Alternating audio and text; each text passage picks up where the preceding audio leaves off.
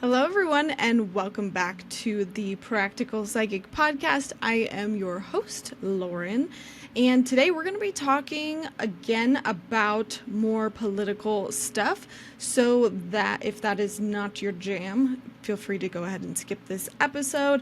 This is going to be a continuation of our last episode that I ran out of time on, and I'm so glad actually that I ran out of time on it because I had so many more things that I want to talk about. So, this is a continuation on my U.S. political predictions. What was that last one called? So the last one was called, This Is Our Documentary Moment. And in that one, I was basically kind of doing, a follow-up episode on, my introductory, hey, I'm doing political... I shouldn't say political, it's more just predictions and US oriented predictions in general. And again, side note, I have my AC unit going on behind me. It is 99 degrees today. I was just I'm gonna start with it on. I hope you guys can't hear it. This is a very high quality mic. I've got it very close to my face. I've just got my fingers crossed. Hopefully when I'm doing podcasts closer into fall and winter, I will have it off. But I don't think it was too distracting. When I had some Patreon members in here, they said it wasn't too terrible. So apologies if you can hear it, hoping I'm close enough and it's kind of canceling it out well enough. But so again, if this is not your jam, if you don't like me talking about more of my political predictions or just US predictions, if it is depressing, if it is, too much for you to handle, skip this one because we're going to be getting into heavy topics. It is something that I am feeling called to do. Again, that is what my first two videos were about.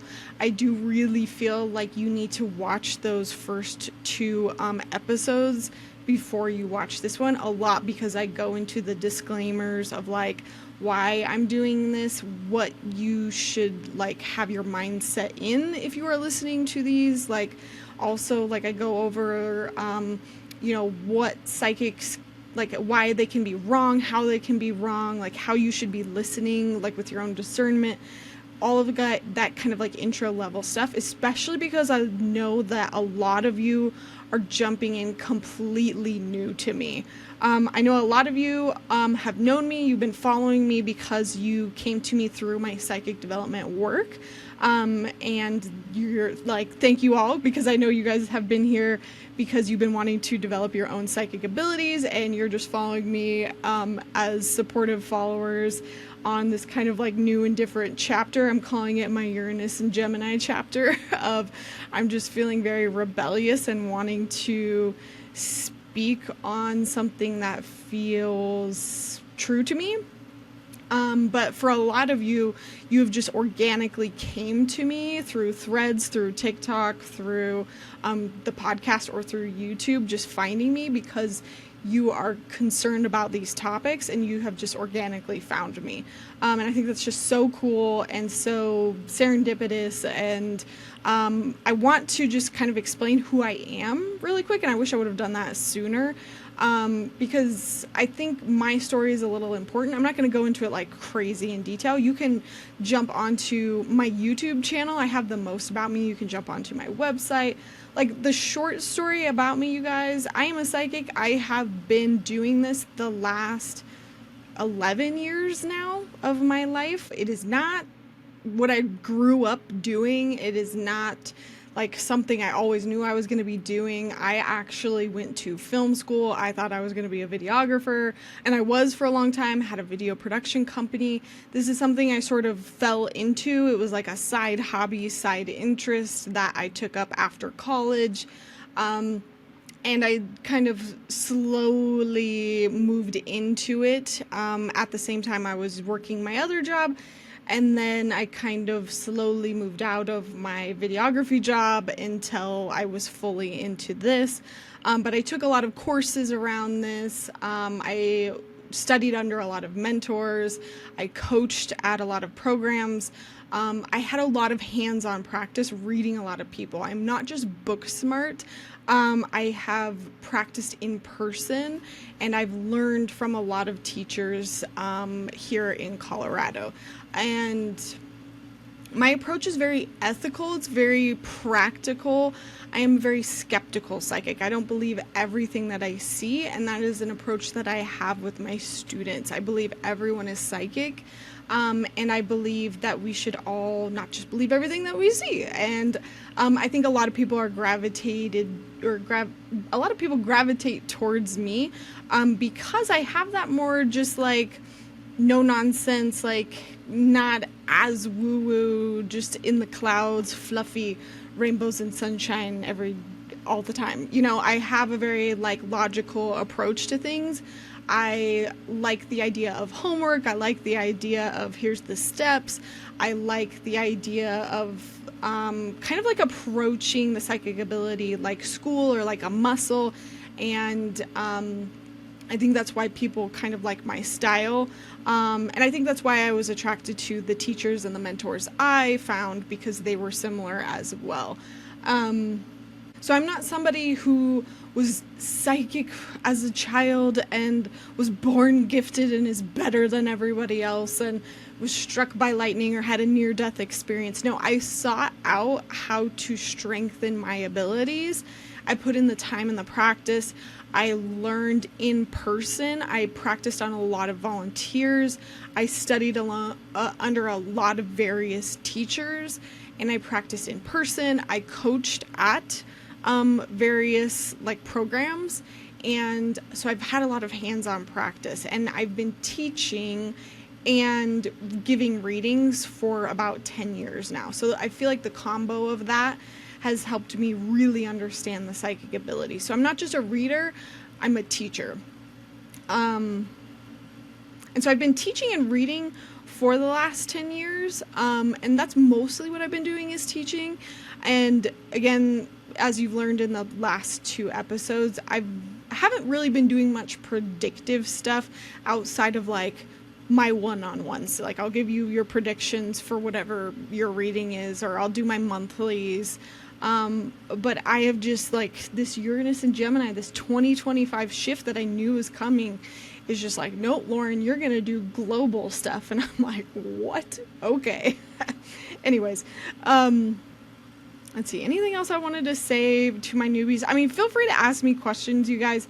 Feel free to jump over on my socials, come get to know me. Obviously, my YouTube is just full of content. You can binge all my past stuff. You can also join us over on Patreon as well. Patreon has monthly Q&As where you can just come on, ask me a bunch of questions, either about the psychic ability, psychic development, about me, my past experiences. We also have a monthly community night where we just get on video calls, voice chat, and we just talk to each other and just hang out. I also read people once a month over on Patreon. What else do? We also have a practice night as well. You can also jump on over into the society. We have the Psychic Development Society. It is now live. That is going to be the new home in the future of where I'm going to bring everybody. Like right now, I have everything a little bit spread out. I've got my courses in one place right now. I've got them on Udemy. I've got my Patreon, obviously on Patreon, which is like kind of like my memberships, which is where I have like my teaching and stuff. And what else do I have? But my point is that I found a new platform, and I'm going to bring everybody all in one spot so that we can have the courses, the memberships, like everybody being able to connect with each other, share their experiences. We've already got a lot of people chatting in there. We've also got a place where you can share your predictions, which, by the way, I'm going to start sharing my predictions. I know I have said in the past that I'm going to put my predictions up on my blog, but for time stamping ability, I realized that putting it up on my blog, I'm just like having to like put put up dreams or predictions on this one singular blog post, and you're just having to scroll and scroll and scroll on this one single blog, I'm going to start putting up my predictions on the Psychic Development Society, so that all you got to do is go over to the predictions vault, is what it's called, and you just have to search for my name, and you can see all the predictions that I've made. They're all time-stamped, it's all clean, it's all organized, and it's going to be so much more easy to find stuff like that. And you can make your own predictions as well. You can also go and see other students' predictions, and you can filter and search by different topics. So like if you're wondering if somebody has, picked up on the fact that a volcano just went off, you can type in volcano and see if anybody has made that prediction.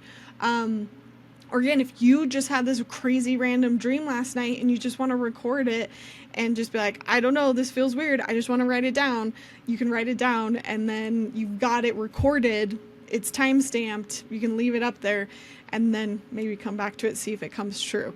That's something I've always wanted to have, and we're going to have, we do have that. It's called the Predictions Vault over in the Society. And I'll put that in the description down below for you to join. Everyone is welcome to join. Free access, everyone is welcome, so you can jump in, see everyone else's predictions. Super excited about that. So, brief overview of what we're going to be covering in this episode. We're going to be covering updates since the last episode. We're going to be covering the last of our outer planets, just kind of like what happened on those dates that those planets ingressed into those signs, because that essentially is showing us the foreshadowing of what these whole transits are going to be about. And if I'm speaking another language to you right now, don't worry, I'm going to explain what that means. And then we're going to talk about what happened on August, 8th, with the big Kite astrological formation that I've been talking about all year. And why I'm not excited about that. Not excited about that at all. And then I'm going to go into my future timeline that I talked about a lot in the past podcast that I did not get to. And that is going to go from basically now up until 2033, which is basically the whole Uranus and Gemini transit, which is this whole kind of like U.S. Chunk of time that I spoke to that, in the past has coincided with the Revolutionary War, the Civil War, and World War II. So it's kind of like, all right, which war are we getting now? And I have just kind of a list of everything, dates to kind of like look out for, pay attention. And then we're going to end it with some like future forward advice and intuitive, what am I trying to say? Like intuitive advice that I've been getting from Spirit. So that's kind of the breakdown. We're going to go through it. Dates. Let's do this first. These are just some things that I think are important that I mention. First one, the U.S. is now on a watch list for sustained attacks on civilian freedoms. Yay! I wanted to mention that one partly in case you didn't know, as a U.S. person, somebody who lives in the U.S., so you know how bad it's kind of getting, just that we're on a watch list because we have, like our civil freedoms are literally being attacked that bad that we are on a watch list from like other countries' perspectives. And then two, because I think that's important when we talk about some of the other things in this podcast, when we talk about like civil unrest and civil war, if other countries are deeming us as like on a watch list for that, I think that's kind of pertinent to remember, when we're trying to judge of like where are we headed, where are we at. And then another thing that I also wanted to bring to everyone's attention, if you didn't know, because one, I think everyone gets their information and news sources from different places, and I realize that not a lot of people are probably on TikTok as chronically as I am, and TikTok is unfortunately getting like more and more censored, and I understand that TikTok is also not a place that everyone wants to be, which I totally get, but there are protests happening like around the clock in the US. And the reason why I want to say that, two reasons. One is to give you hope, that people are fighting. People are fighting back. People are doing things.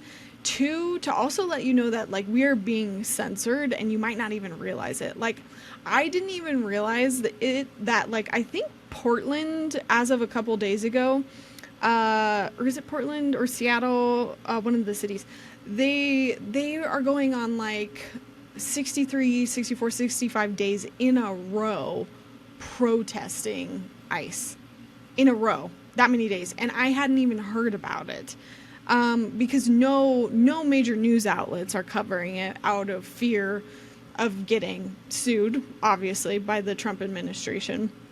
So you're not going to be seeing this on any sort of major news outlets. And it makes sense to me why you probably wouldn't be seeing it on Facebook. Facebook is kind of owned by Zuckerberg. Zuckerberg is kind of in cahoots with Trump. And then that basically leaves, what do you got? Instagram, which is also owned by Zuckerberg. And then outside of that, you basically have TikTok, which is now kind of being taken over as well by the Trump administration, because they were forcing that sale. That sale has sort of happened. Again, we're seeing censorship already happening over there. You can sort of see it if you're actively searching for it. You can sort of see it on Instagram if you're following the right people. And again, I mentioned some sources in the last podcast to follow, and you can find a lot of these like news articles and people who are talking about it. I feel like Threads is actually pretty uncensored, which is surprising because it's owned by Instagram and Facebook, so Zuckerberg. So I feel like Threads is actually still a pretty uncensored place. I'm not on Blue Sky, but I feel like everyone keeps talking about Blue Sky and Substack. So maybe if anybody else can speak to that, that might be a more uncensored place. But again, bigger point here, there are people fighting back. There are protests happening. LA is also protesting around the clock. If you know the right keywords to search, like it's ridiculous that we're having to do this, but like if you search for music festivals, people are literally having to use code words to explain that they're like having like protests, because they literally can't put that they're having a protest, or else their content gets taken down. And so if you're feeling like, oh, there's no protest, this isn't happening, it's because when they do put up protests or something like that, it gets taken down. So you have to know what to search. So try to search those. Some of you might already know about this, some of you might not. And so my point here overall is to give you hope and let you know that these protests have not fizzled out. They are still happening around the clock all over the country. Also, if you search for people outside of the US, they are seeing it from the outside, and they are telling us, we see you, we see everybody from the outside. You are all protesting, but you can't see yourselves. And so if you search like World Talk or like I feel like there's various like hashtags, like I don't even know them all because they're being censored to me. I'll just see like a few videos like cut in or out that'll be like, this is for the Americans, like we see you fighting, you're all fighting, like your protests are happening all around, like do you know that you're having like protests all over your country? And it's so sad, it's so scary. But I just want to say that like we all haven't given up, we just might be very disconnected from the fact that each other exists and we all are like fighting. You might just actively have to go find like your local groups. Like I was following my local 5051 kind of like page, and I realized I hadn't seen them post anything in forever, and I was missing all of the local protests, and I was like, their stuff hasn't been in my Instagram feed in forever. And I went and I just realized I had missed like the past 3 protests because none of their stuff had been pushed to my feed, even though I like subscribed to their notifications. And so like that pissed me off a lot. So you might really have to go out of your way to subscribe to newsletters, to like put reminders in your phone, to go like check things, to check updates, stuff like that. Okay. Last update that also happened between now and when I last did my podcast was Kamala kind of resurfaced. And I wanted to speak to this because I didn't really want to cover it in the Trump podcast, and I didn't really want to cover it in this one too in depth, but I know that there's a lot of people online that are still hopeful that Kamala is going to come back and maybe be our president. And I just like wanted to throw my 2 cents in here on like what I thought about that. Again, remembering that it could be wrong here. There's like one guy on TikTok that is just so adamant and so sure. I don't know, he's not even like psychic, but like he somehow aligned himself with like psychics on TikTok, and he kind of like irks me because I feel like he's taking advantage of people's emotions, and like what is he doing? He's just kind of like, I think he's wanting a reality, and he's hopeful, and he's gathering a lot of people in that same hope, and he's kind of like putting it out there that she's going to come back. And I intuitively don't feel like that's going to happen. I do feel like she might be part of a plan, lawyer-y wise, to maybe like expose something in the future. And I'll get to that in my Trump podcast on the election stuff. But I do not think she's going to come back as the president. I do not think that even if the election interference stuff is exposed, I don't think she's just going to like randomly get put back. Even though I think we as a country voted for her, and even though I think that the data was screwed with, I don't think she's going to get put back there. I could be wrong, but and to explain my thinking, I believe that, you know, logically, if we as a country were like, oh, you know, like, yeah, our elections got interfered with, never mind, we're gonna throw this one out and put her back, like, it makes us look weak. It makes us look like our systems are faulty. It makes us look weak, essentially. And if we just like randomly swap leaders, it just makes us look bad. And so that's why I don't think she will ever just get like swapped in. Like, maybe she could get reelected in, but I don't even think she might. I mean, maybe she might run in 2028. The only reason I think that is because of her zodiacal releasing, astrology wise, but maybe. But when she came on the Colbert Show, like, I went and watched that with my husband as when it came out, and just like reading her energy intuitively, I'm just like getting the sense that she's not going to be coming around the corner and being the president next year. Like, I'm sorry to burst anybody's bubble. I think that a lot of people are legitimately hoping for that. I think that if Trump steps down for any reason, it's going to be Vance, and then it's going to be somebody who is elected in a special election, and I think it's going to be somebody bad, unfortunately. And I'll get to that later. All right, let's go to our outer planets next. I think we fully covered Saturn and Aries. Okay, yeah. Now again, just a reminder for my astrology stuff, you can always follow along with me. At the top of every single month, I put up an astrology forecast on my YouTube channel, and I go over the astrology of what's to come, so you can kind of know and pay attention for what's ahead. So a lot of the stuff that I'm talking about right here, I've already talked about in my astrology like forecast, and now I'm kind of like following up on it.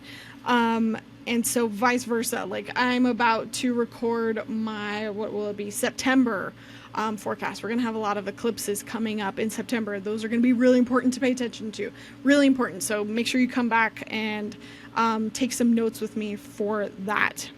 But we're going to be breaking down this pilot episode that we're about to wrap up here in about 2 weeks. I forgot to say, I'm recording this literally mid-August right now. It is August 14th is today. And so in my last podcast, it will have been my Outer Planet podcast. I broke down our first two planets. Our first two planets are outer planets that have changed signs, because the biggest thing about 2025 is that we are having 4 of our outer planets change signs. That very rarely happens. If anything, all in 1 year, that's even crazier to have that timing happen. That's why this year has felt so crazy, like it's done a 180. You probably feel that right now listening, like your life has probably felt like it's taken a 180. My life right now has completely felt that way, 100%. I'm not even like ready to explain it all. I feel so like upside down right now. I'm just trying to like show up and do my normal thing. So yeah, if you want to like really dive into the astrology and like follow me on all of this, I'm just letting you know the episode. You can go back to that one. In that one, I covered Pluto and Aquarius, and I covered Neptune and Aries, and I started to guess about Saturn and Aries. So in this one, I just want to cover some exact things that happened with Saturn and Aries on May 24th, because it hadn't happened yet. So the biggest things that happen with Saturn and Aries on that date, because what happens when a planet moves into a sign on that date, even though it's an outer planet, and even though it's moving into a sign and it takes like 7, 8 years, 10 years, 20 years, whatever it is, the day that it moves into that sign, it usually does something loud on that day that foreshadows the whole entire transit. And then it also does that every time it retrogrades, every time it stations direct, which means like it slows down and it like moves forward again. And so you always want to pay attention to like what events happen around those days, because it kind of tells you what's going on here, what's the theme of this transit in this sign, in my own life, but also like mundanely, like what's going on in the world. So with this Saturn and Aries, this would have been May 24th, 2025. I was right in the sense that the big beautiful bill, it passed the House on this day. So it hadn't fully passed the Senate, and it fully like didn't pass like final pass. So it passed the House, which was a pretty big step, that big beautiful bill. The other thing that happened that day was we got a new pope. The new pope was elected on that day. Interesting piece of the puzzle here. So the Pope has a very interesting part to play in our little kite astrology here. And then, let's see, the other thing that happened on that day was Russia had airstrikes on Ukraine. Yeah. So those are like the 3 main things. I totally meant to cover that somewhere, and I realized when I sat down, I was like, I forgot to cover that, so I apologize. So that is Saturn and Aries. Now, for Uranus and Gemini, this is our 4th and final piece of this puzzle. And this would have happened July 7th. Okay. So July 7th, there was a lot of things going on at that time that we were in the middle of. So we were in the middle of the Texas floods happening. If you guys remember all of those horrible Texas floods, we were in the middle of that. I do think that was more associated with the Neptune stationing retrograde in Aries. We're going to come back to that. But we were also in the middle of the Epstein file stuff. So on the 7th specifically, there's a lot of crap happening around 4th of July, if you remember. On the 7th specifically, because I'm trying to look at that tight orb, like right what happened around that date. We had ice walking in LA Park. It was just like a show of force. They were just kind of like, maybe I'll throw in a video here. They were just like walking in a line in the park, in an LA park. No reason for them to be there. I think that like there was like a soccer game or a baseball game that had either happened right before or right off to the side. And there was ice on like horses, and they were just making a very overt display of like power. And when I saw that on that day, I was like, oh fuck. Because I understood the foreshadowing. It's like, if this is where we're starting, what does that say about the future? That says that we're making a display of force in a civilian area. That says in the future that it's going to escalate, that we're doing it in a park with no reason, that maybe next time it's going to be worse. So I really didn't like that. And then also on that day, Netanyahu was in the White House with Trump. And that was the day that he was like demanding that Trump receive a Nobel Peace Prize. I was giving an eye roll just then. For those of you not watching the video version, which, by the way, sorry, this has a video version as well. I'm trying to do more video versions. I'm just going to mention a couple other things that happened this day. Those two I think are the most important. But also the Epstein cover-up was happening. We were in the thick of that. There was also, ICE was moved to some marine bases. The tariffs were delayed for Japan. But essentially, Uranus is moving in Gemini. It moved into a new house for all of us. It moved into a new house for Trump, too. Gemini is Trump's 11th house of friends, allies, enemies as well. And so Trump is getting unexpected things in his house of friends and allies. And so it makes sense that this month of July, he's having all these issues with Epstein, all these issues with Elon, all these issues with, who else did he have issues with? Oh, his MAGA. MAGA was like going against him all month, like questioning him over these Epstein files. And that all kind of started around the 7th. So just, sorry, keep that in mind, because Uranus and Gemini is going to be a whole 7-year transit.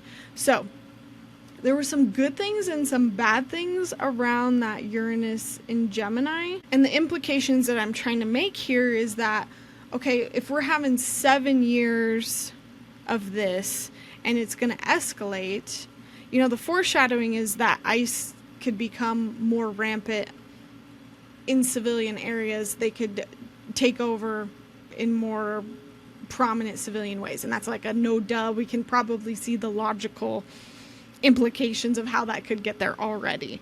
Netanyahu visiting Trump. Okay, 7 years of them being in cahoots together.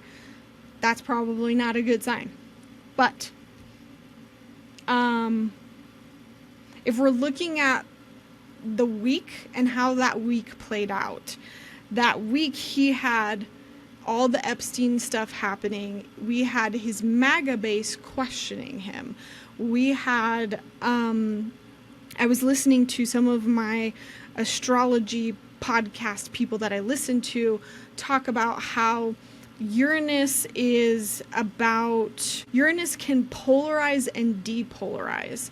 And so in a way, we think of like the MAGA base as very polarizing, right? But Uranus did the opposite in that week and kind of in that month. It really turned MAGA against him. And so I see this as a really positive thing, you guys. I see this as a positive foreshadowing of MAGA turning against Trump. It wasn't everybody, but there was a lot of questioning. And Uranus can polarize and depolarize. And I really took that and really felt that about that Uranus was that MAGA flip. And so if we're thinking about that first couple days and that the Epstein files, that was happening right before and right after the Uranus and Gemini.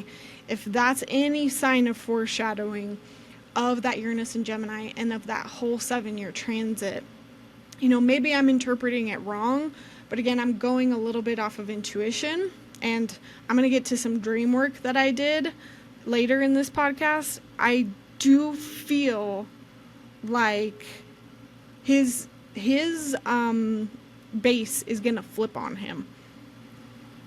And I think that's a good thing. I will say too, like, ICE also got really violent that week as well. Like, ICE went into a hospital and arrested a guy not mid-surgery, but like as he was about to go into surgery. They also like tased a guy in Walmart. And that was also the first week that ICE killed somebody. Like now it might be a little bit more normal because it's been happening a little bit more, but that was the first week that this stuff was happening. So again, foreshadowing the whole entire 7 years. And you can see, I hope you're following what I'm implying here. If that is what's happening when this planet ingresses, that is foreshadowing the full 7 years. Again, please remember I can be wrong. Especially because I'm a little bit of a newbie to astrology. I feel like I understand the theory, and maybe I'm not ethically delivering this as I should be. But at the same time, I feel like I'm correct about it. But I also feel like I've given enough warnings here that hopefully anybody listening by now should know that they should be watching or not. So that is the last of our outer planets here. And I'm not going to go into this too terribly much, but for those of you who are really paying attention to the astrology, I did mention that on July 4th and July 12th, July 4th, there was Neptune stationing retrograde, and on July 12th, there was Saturn stationing retrograde. And so I kept track of the individual events as well. And I'm about to show you kind of this like crazy picture that I made. And so I included this in this picture here. And I'll make sure to like separate this out. But essentially what I did, I was just playing around with this idea. I didn't know if this was going to work, but I wanted to try. I was taking notes on all of these little dates. If you're just kind of jumping into this and you're like, why is she randomly talking about all these specific dates and all of these outer planets? Is because on August 8th, all of these outer planets came together to make a kite. And I'll kind of show a picture here of what that formation looked like. And this astrological kite formation, it doesn't happen too often, but essentially what this kite does is it makes a very supportive aspect. And what it does in astrology is it basically makes a very supportive thing. And any planets that hang out on the edges of this kite, so there's 4 points of this kite, you know, the bottom point of the kite, the top point, and then the two sides of the kite are formed by different planets. Basically, all of these angles of planets are very supportive of each other. So what you do in astrology is you look at the planet, you look at what sign it's in, what house it's in, and you essentially figure out what's going on, what events are going on, and whatever is happening. It's like saying, okay, those events in your life are really supporting each other and really helping like move the needle on this thing in your life, and it really pushes things forward in a much easier, like better flow, better destiny sort of way. So like if you have this kite in your chart, for example, it's like a lot easier for you to get this thing done, especially if you like work with the energy that's in this chart. I'm a little oversimplifying this, and I'll show you kind of what I'm doing here with this drawing. So I just drew this out on a piece of paper, and I put I'll just lift this up. I hope you can see it on here. But in black, I hope you can even read my handwriting. In black, I wrote the planet and the sign. So Uranus and Gemini, Neptune and Saturn in Aries, Pluto in Aquarius, and then Mars in Libra. And then I drew the kite pattern, and in the purple I put kind of like what the aspects are doing. And I kind of wrote, well, this angle is like a supportive angle. This angle supports this angle. This one supports this angle.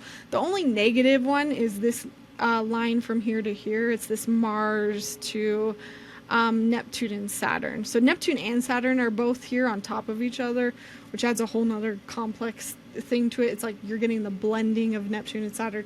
Don't feel like you have to understand this in its complexity. All you have to know is that basically everything that I have here on this piece of paper is supporting each other. Like everything on this piece of paper is helping each other out.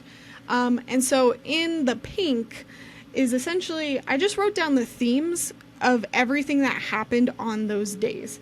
So on our Uranus and Gemini day, I wrote down the big beautiful bill.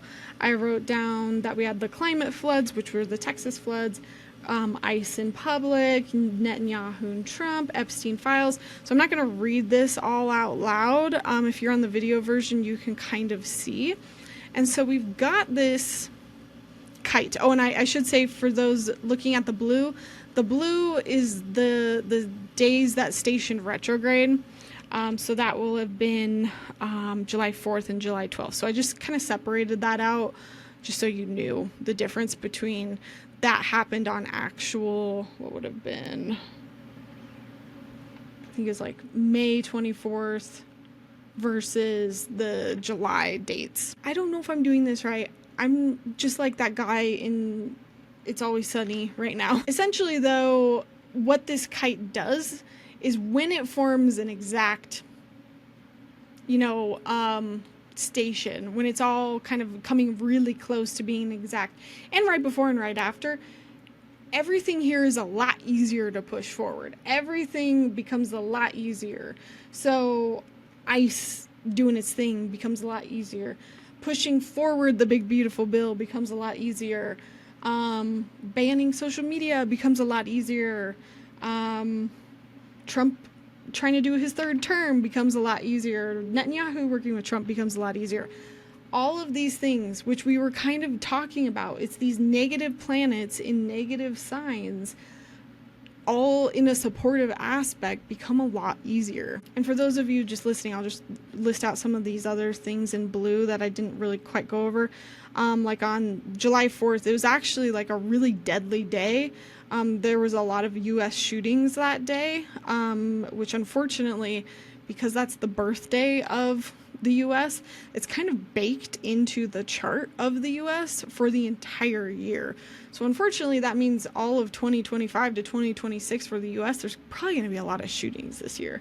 Also, I don't know if you guys knew or if it slipped under your radar, Trump totally did a Nazi salute on July 4th.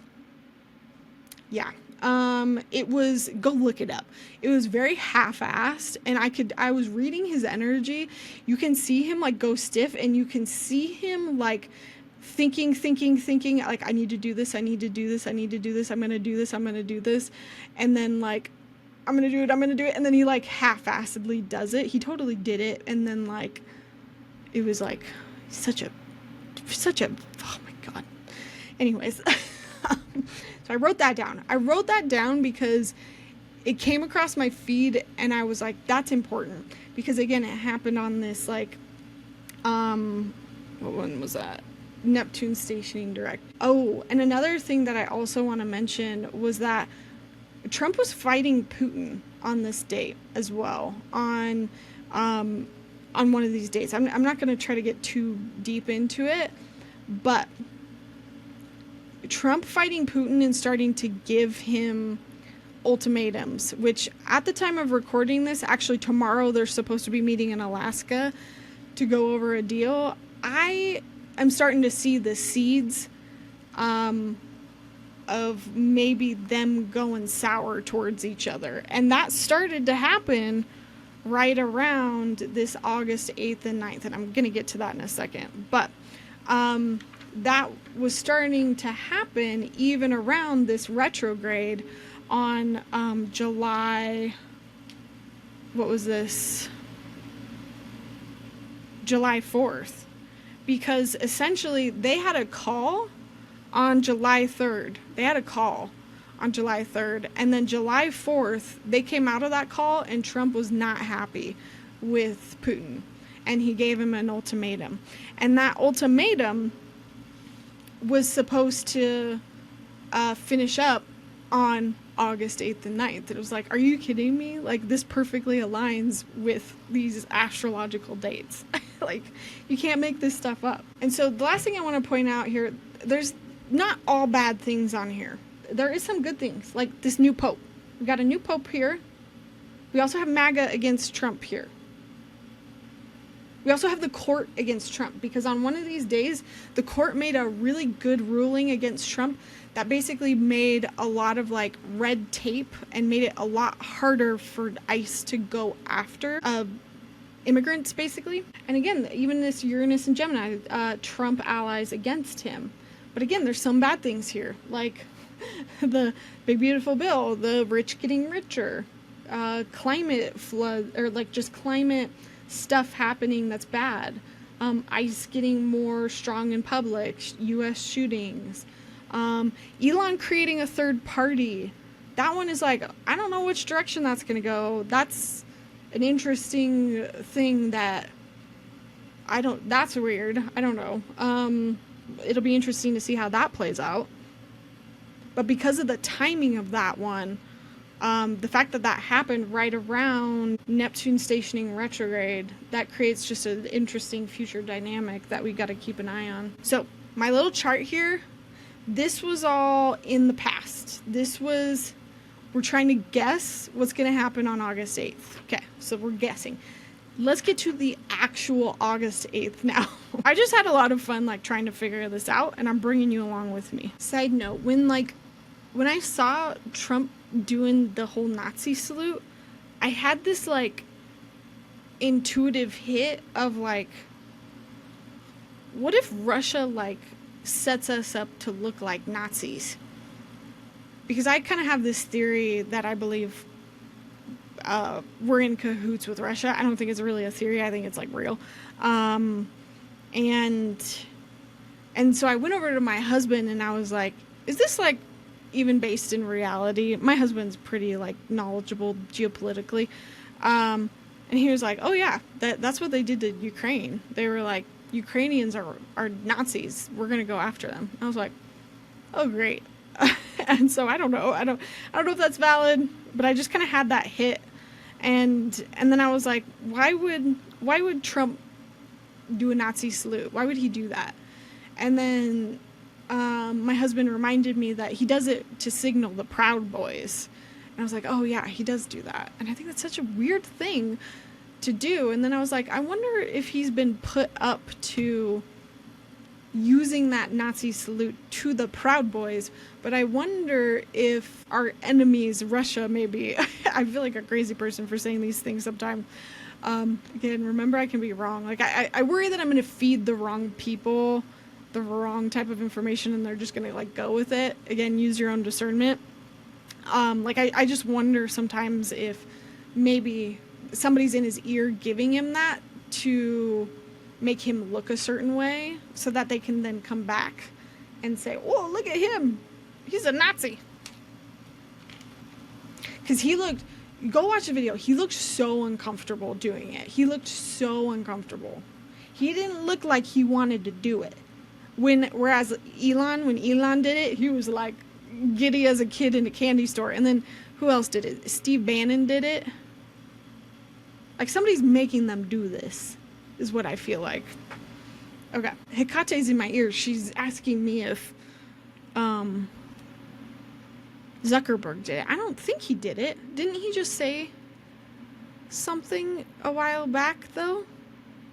That was, like, really not cool? she's like essentially implying that there's some connection there.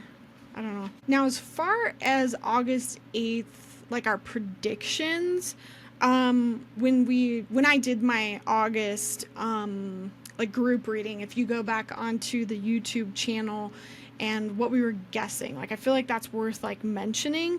So we were guessing something happening with Israel and Iran. We were also guessing something happening with a nuclear plant in Ukraine, because the last two times that this, not this kite formation, but like, I think it was the, I want to say the Saturn-Neptune conjunction came up, like this specific nuclear plant kept coming up in the news. Somebody else also guessed plague, because this came up with COVID.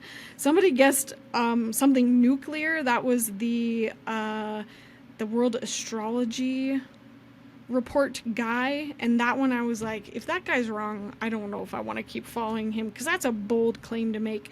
And then who was it? Austin Kopic guessed cyber attack. So I just wanted to remind everybody, refresh everyone's mind of like what we were looking for. Okay. So as far as Israel, Iran, and the US, unfortunately, this was the time that I think it was it Netanyahu? Yeah, basically said, okay, we're gonna occupy Gaza. Not as if they weren't already doing that, but this was like their official announcement that they were gonna do that. So pretty significant, huge thing. What date was that exactly? That was on the 6th. So like 2 days before. And remember, it doesn't always happen on the exact date. It can happen just a little bit before, a little bit after. When it comes within close range, it comes within orb, like it influences people. And it can be even just a little bit afterwards. Now, the nuclear stuff, I was like, well, clearly I haven't heard of any sort of like nuclear anything, but I went and I searched, and I asked ChatGPT, I was like, there's a nuclear blah, blah, blah. Can you search around this dates if anything has happened? And I was shocked. On August 12th, Ukrainian authorities confirmed smoke and a fire, likely in the cargo port area outside the plant's secured perimeter. They warned such provocations risk catastrophic consequences for the entire continent. I was like, wow. So I don't know if there was a fire basically next to the plant. I don't know if somebody was trying to do something more. The incident is like still trying to be like figured out as of this time. It's literally only been 2 days as of me recording this. It's nuts. It's nuts that astrology can predict this. Nuts. But again, like, it just goes to show that degree with astrology. Like, you know, maybe that guy that I was listening to was like hyping it up to like, oh, nuclear explosion. We have to remember, maybe it was just a fire at the nuclear power plant, or maybe it was like a guy stubbed his toe at the nuclear power plant. You know what I mean? You know what I did think was interesting though? It was like the 80th anniversary of the Hiroshima bomb going off in Hiroshima. So I saw a ton of things on my news feed about the anniversary of the Hiroshima bomb, and there was all sorts of like festivals and like remembrances, and I thought that was really cool because it was clearly like a repetition of that and a cycle of that astrologically, and that can absolutely be part of astrology as well, is like remembering something in the past and that past repetition coming up. As far as the diseases, there's almost too many to know what's what. China is facing a massive outbreak, and so I thought that was interesting because the last repetition of this was COVID, and COVID did come from China. And so it's a mosquito-borne virus called chikungunya from the Guangdong province. You know what? Is the chikungunya virus from Guangdong also where COVID came from? How far away are they from each other? They're about 500 miles from each other. That's kind of crazy though. Just thinking like astrocartography wise, that's kind of nuts. That's kind of nuts. I bet you somebody's gonna dive into that astrocartography wise and be able to say, you know, because it's a repetition, they're going to be able to use that mundane astrology and astrocartography to basically like pinpoint that. That's something that I want to be able to do in the future. Actually, I'm almost positive that, I cannot remember her name. Somebody, a new astrologer that I've been following, that she does both mundane astrology and astrocartography. What is her name? I cannot remember her. That's why I don't have her name memorized, and so I can never find her when I need to. But I know I've got her followed. Anyways. So yeah, there's like a lot of plagues going on in some ways. Like obviously here we have like the measles going on. And it's hard to track right now. Again, I talked about this before because like we're not really getting updates and a lot of our stuff is getting defunded. Like, just be careful, you guys. Like, they're not putting money behind vaccines for COVID, because RFK is like removing funding for all of that. So I just worry, especially as like we're heading into school season. Like my son literally starts kindergarten in a couple days. It looks like I just did some searching for us all. ProMed Mail, PROMED mail.org, is global disease outbreak reporting used by epidemiologists, often ahead of the media. Covers U.S. and international cases. That sounds like a good one.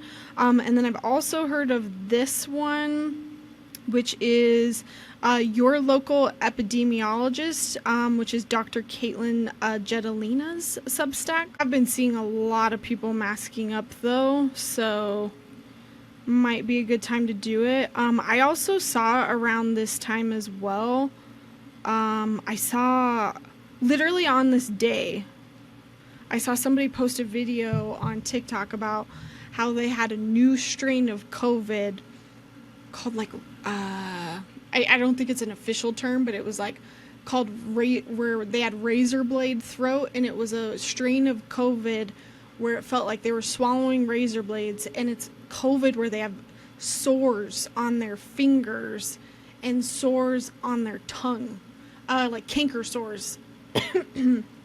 So please, please, please, please be careful, mask up, wash your hands. And I only say this because of the astrology as well. Like maybe there's something out there that we just haven't quite seen yet. I was at a musical last night. I went and saw Moulin Rouge with my husband, and I was just hearing coughs everywhere. And I was like, oh my God, I should have grabbed a mask. Anyways, okay. And then the other thing, we were predicting cyber attacks. The one thing I saw 2 days, no, or was it a day? 2 days before, United Airlines had to ground all of their flights on August 6th. And they put out a statement that said, do not worry, this is not a cyber attack. And I remember seeing everybody in the comments being like, okay, so you definitely know it's a cyber attack. You know, I don't know if they officially said what it was. Let me do a really quick check. August 6th, United Airlines grounded all flights. Do we know why? It literally doesn't say. It just says their Unimatic system failure in the Unimatic platform. What's the Unimatic platform? Central Operational Control System. Basically their internal mainframe that runs the nuts and bolts of the flight operations. I'm not...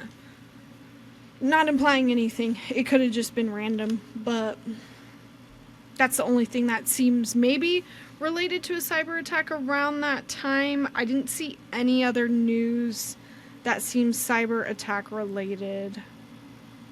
Oh, I'm sorry. I just did a double check. The US federal courts were hit by cyber attacks. I just forgot to search that. Jesus. Literally on August 8th. Holy shit. God, Austin is good. Jesus, he's good. He's so good. I'm sorry. I will just like worship Austin and Chris forever. Not literally. They are fantastic astrologers. That's the one. I did see that, and I just didn't like put two and two together because I saw that literally today Trump was saying, oh, that's what Russia does. They hack things. And everyone was like, oh my God, you don't say that as the president of the United States. You say like, we're going to look into it. You don't just like admit to like your systems being like garbage or like your systems being fallible. You know what I mean? Jesus. The U.S. federal judiciary agency hit by escalated cyber attacks on the 8th. Wow. Okay, I missed that. So I need to add that to my little kite formation now. I bet Austin is patting himself on the back for that one. Wow. That's what they call astrology good. Like, it's good astrology, but you don't exactly want it happening. Okay. So, those are the things that were predicted that, like, almost all of them, like, happened. I think I'm going to be watching a little bit less of the World Astrology Report, is what I'm starting to realize. He's a little bit more sensationalist than I'd like. Again, I find that the astrology podcast, their accuracy is just incredibly on point. Some other things I noticed about August 8th and the kite formation of what was happening around this time that I think are incredibly important to keep in mind. Around this time, what was happening right before and right after this, the talk around gerrymandering the states, I think, is huge.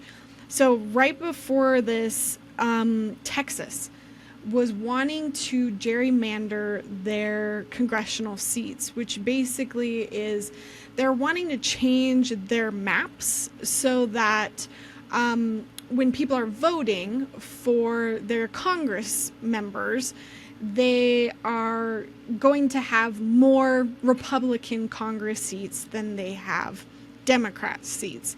And so they're trying to change the maps so that they have, again, more red than more blue. Now, you're only allowed to do this once every 10 years, and they're trying to cheat and do it 5 years too early. And they're trying to do the maps. If you look at the actual map, it's like wonky as fuck. They're like trying to, like, if you're watching me on video, they're trying to like grab this area up here and like pull it way down over here in this state to try to like cut people out and basically, again, exclude certain people and include others so that they can have more red votes and less blue votes. And like, as a side note, this just shows me that they know they're losing. They know that they cannot win unless they cheat.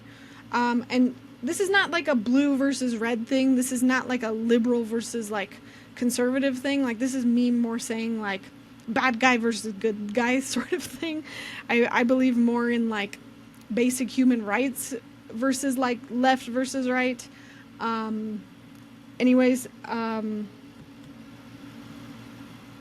But Texas is trying to do that in, well, technically the last month, but this is when it really starts to pick up, because about a week before this happens, they put out their map.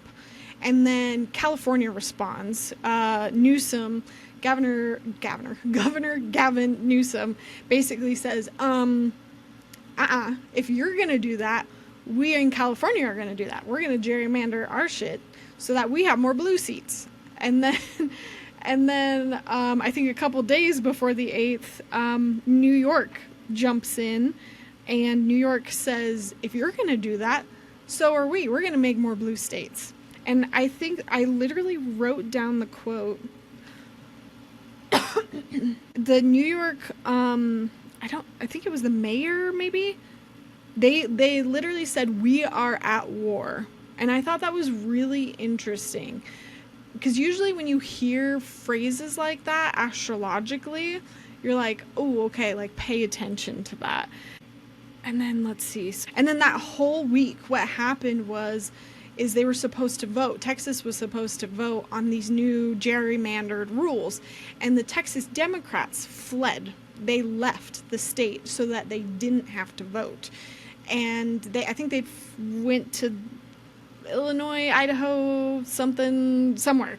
They just left so that they didn't have to vote, which is not illegal. They don't have to. But what happened essentially was that they started to say the Texas, what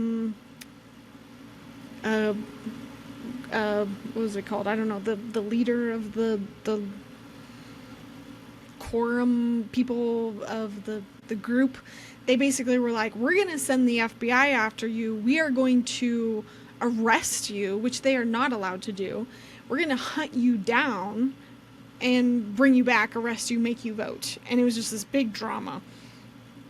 And I think they eventually brought them back. I don't know if they voted or not. I kind of lost track of that. My focus was more on just the astrology of all of it. But this whole thing was just this back and forth, just intense drama around gerrymandering of the states. What I really took away from all of this with this astrology was, oh, okay, with this Saturn and Neptune, and we're talking about the walls coming down, and the theme around barriers breaking and barriers dissolving. Thinking about like literally gerrymandering states, like we're literally dissolving the barriers of these congressional seats, and then all of these other states are doing it. And I was like, what if this is the start of us redistricting our states? And that seems really small and harmless, but then I just had this intuitive hit of the future, and I was like, okay, what if this is the war that we have? Like, not literal war, because on the 9th, the Dems said, we're gonna fight fire with fire. And again, this very like war, lots of talk of war, but it was all around gerrymandering. It was all about the seats. And I was like, what if this is not that the US is going to be like fighting a literal war, like pew pew pews, maybe. I actually do think that's going to happen like later. But what if this is that we are rearranging ourselves? What if this is that we are redistricting ourselves, removing, or like rearranging what we look like? What if this is that we are seceding from each other? What if this is that like we are not becoming states anymore? What if certain states decide we don't want to be part of the US anymore and we're gonna remove ourselves? And so I kind of had all of these hits at once, and I started asking my husband questions. He's always like my go-to of like, is this even possible? Because I have the intuitive hits, but I don't know logically if they can work. And I'm like, so what if all of these blue countries, what if all these blue states are like, we don't want to do this. We don't want to be a part of like the US anymore. We don't like that you're gerrymandering yours. We don't like that you're gerrymandering yours anyways. Like, what if we get all these blue states and all these red states against each other? What if they decide we want to just secede? Because Gavin has talked several times about like pulling away funding from Trump. Like, we're not going to pay taxes. We're not going to do this. We're not going to do that. And I remembered that in that moment. And I also remembered another astrologer. Like, I got these as intuitive, very quick downloads.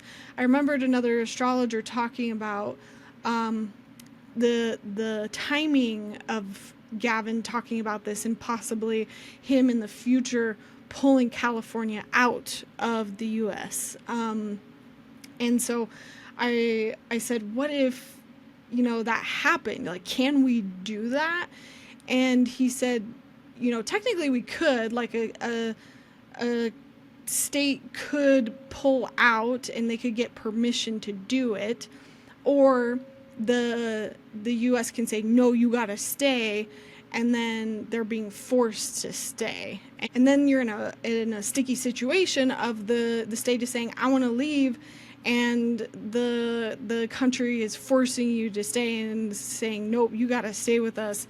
And then it becomes like a fight.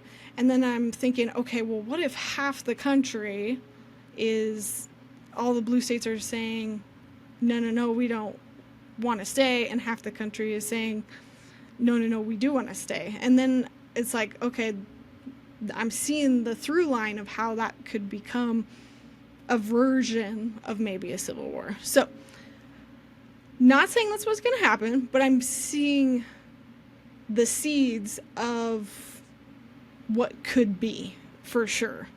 And it starts with this gerrymandering. It starts with this redistricting of the states, and states, and again, it might not be that I might be jumping too far. It might not be anything about removing yourself as a state. Maybe it's just purely like that we completely change the congressional maps, and like maybe every map becomes all red, or maybe every map becomes all blue or something.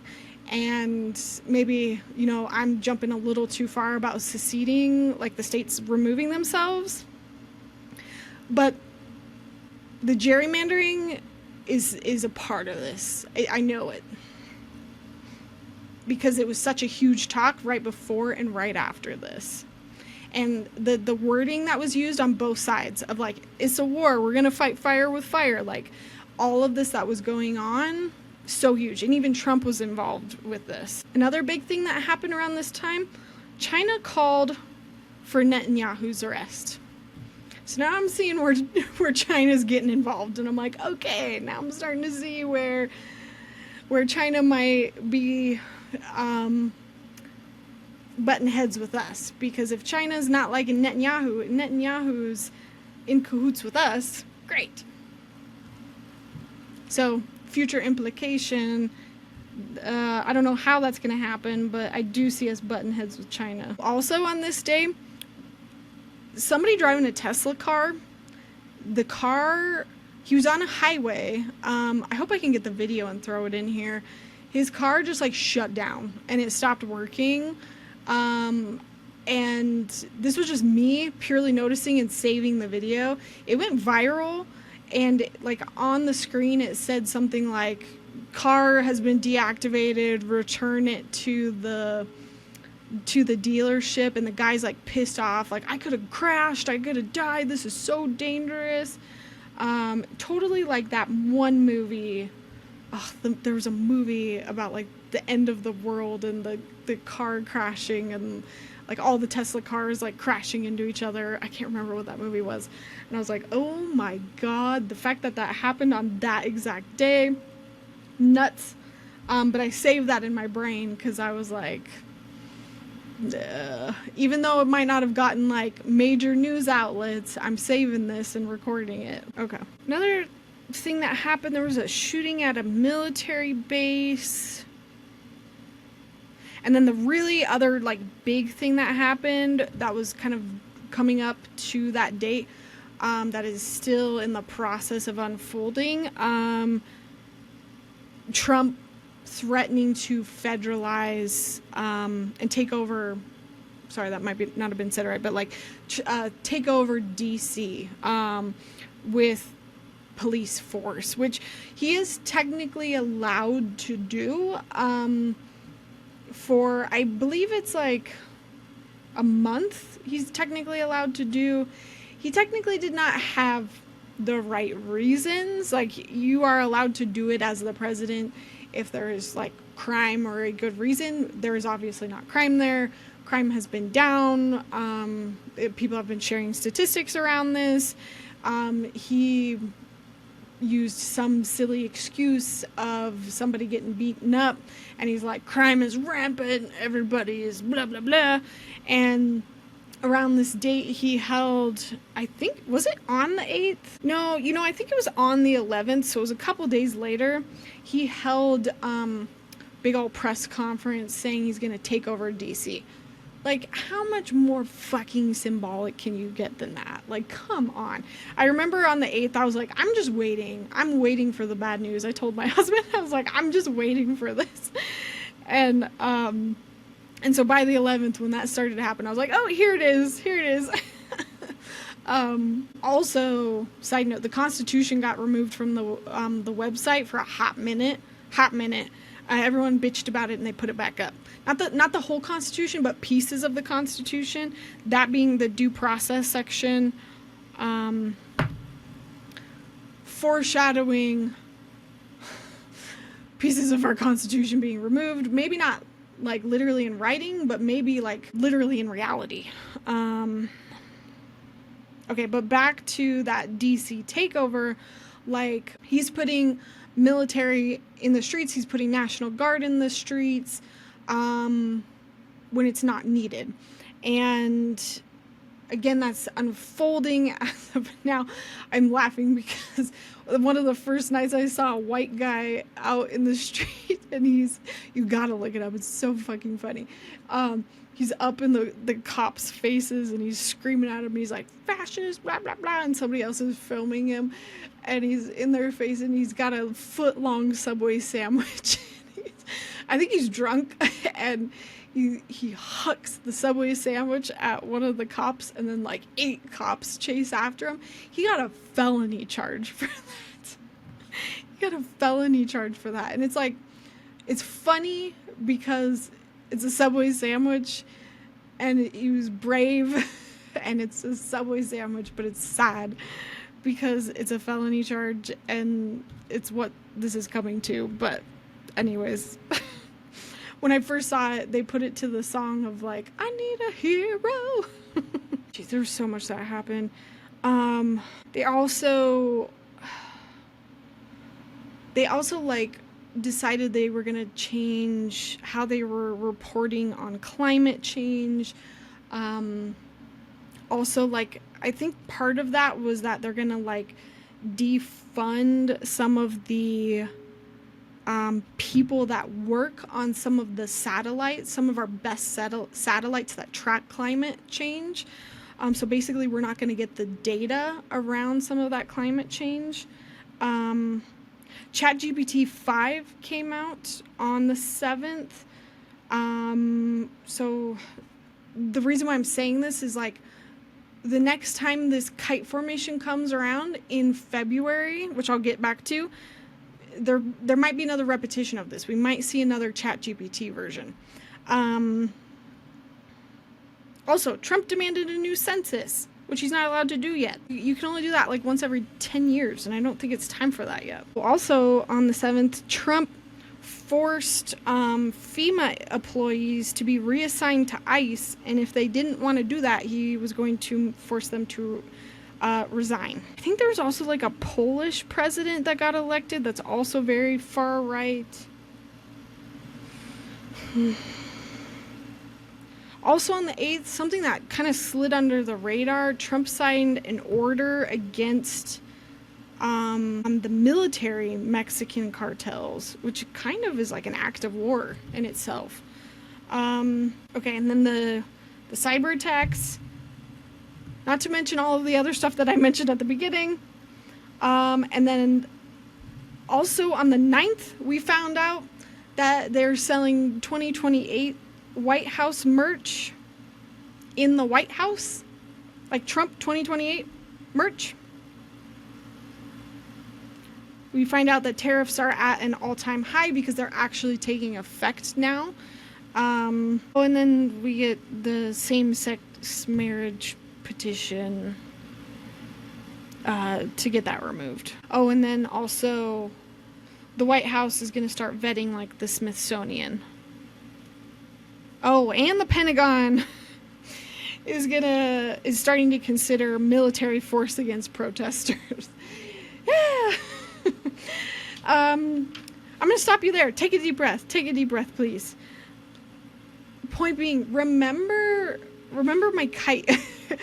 You can kind of see how like everything around this time is supporting each other. It's pushing each other along, right? It's like all of these bad things kind of just like helping each other just get pushed along. And I didn't talk about this Mars in Libra as much because the Mars in Libra is a much like faster transit. And I talked about it in the August forecast as like, it's we're not going to start a war. We're not doing anything, but you're actually doing it. And so in these moments, in this specific August 8th, I actually think this was like Trump being like, we're not doing anything in the streets. We're not starting something while he's actually like deploying like military. So I think that's what that was in a way. I could be wrong. I'm really curious to see what other people's interpretation of this is. So going back to overall, why I was kind of playing around with this experiment. The reason why I was playing around with this experiment was a little bit because we come back to this on February 20th. This didn't technically go exact on August 8th. It goes exact on February 20th. That means we're going to get this exact same energy on February 20th. So think all of these same things, but just a little bit further in the story, a little bit further in the chapter. So I'm going to be saving this and maybe just comparing notes and seeing if we have a little bit further of a chapter in the story on each of these themes. Maybe I'm totally wrong. Maybe I'm totally off, but let's see. And the bigger thing that I'm also trying to help us understand too is that a lot of this energy is also the pilot episode for 2033. Sorry, not like 2020, not 2033, but it's like, it's 2026 to 2033. And it's not until 2033 that we're kind of completely out of this.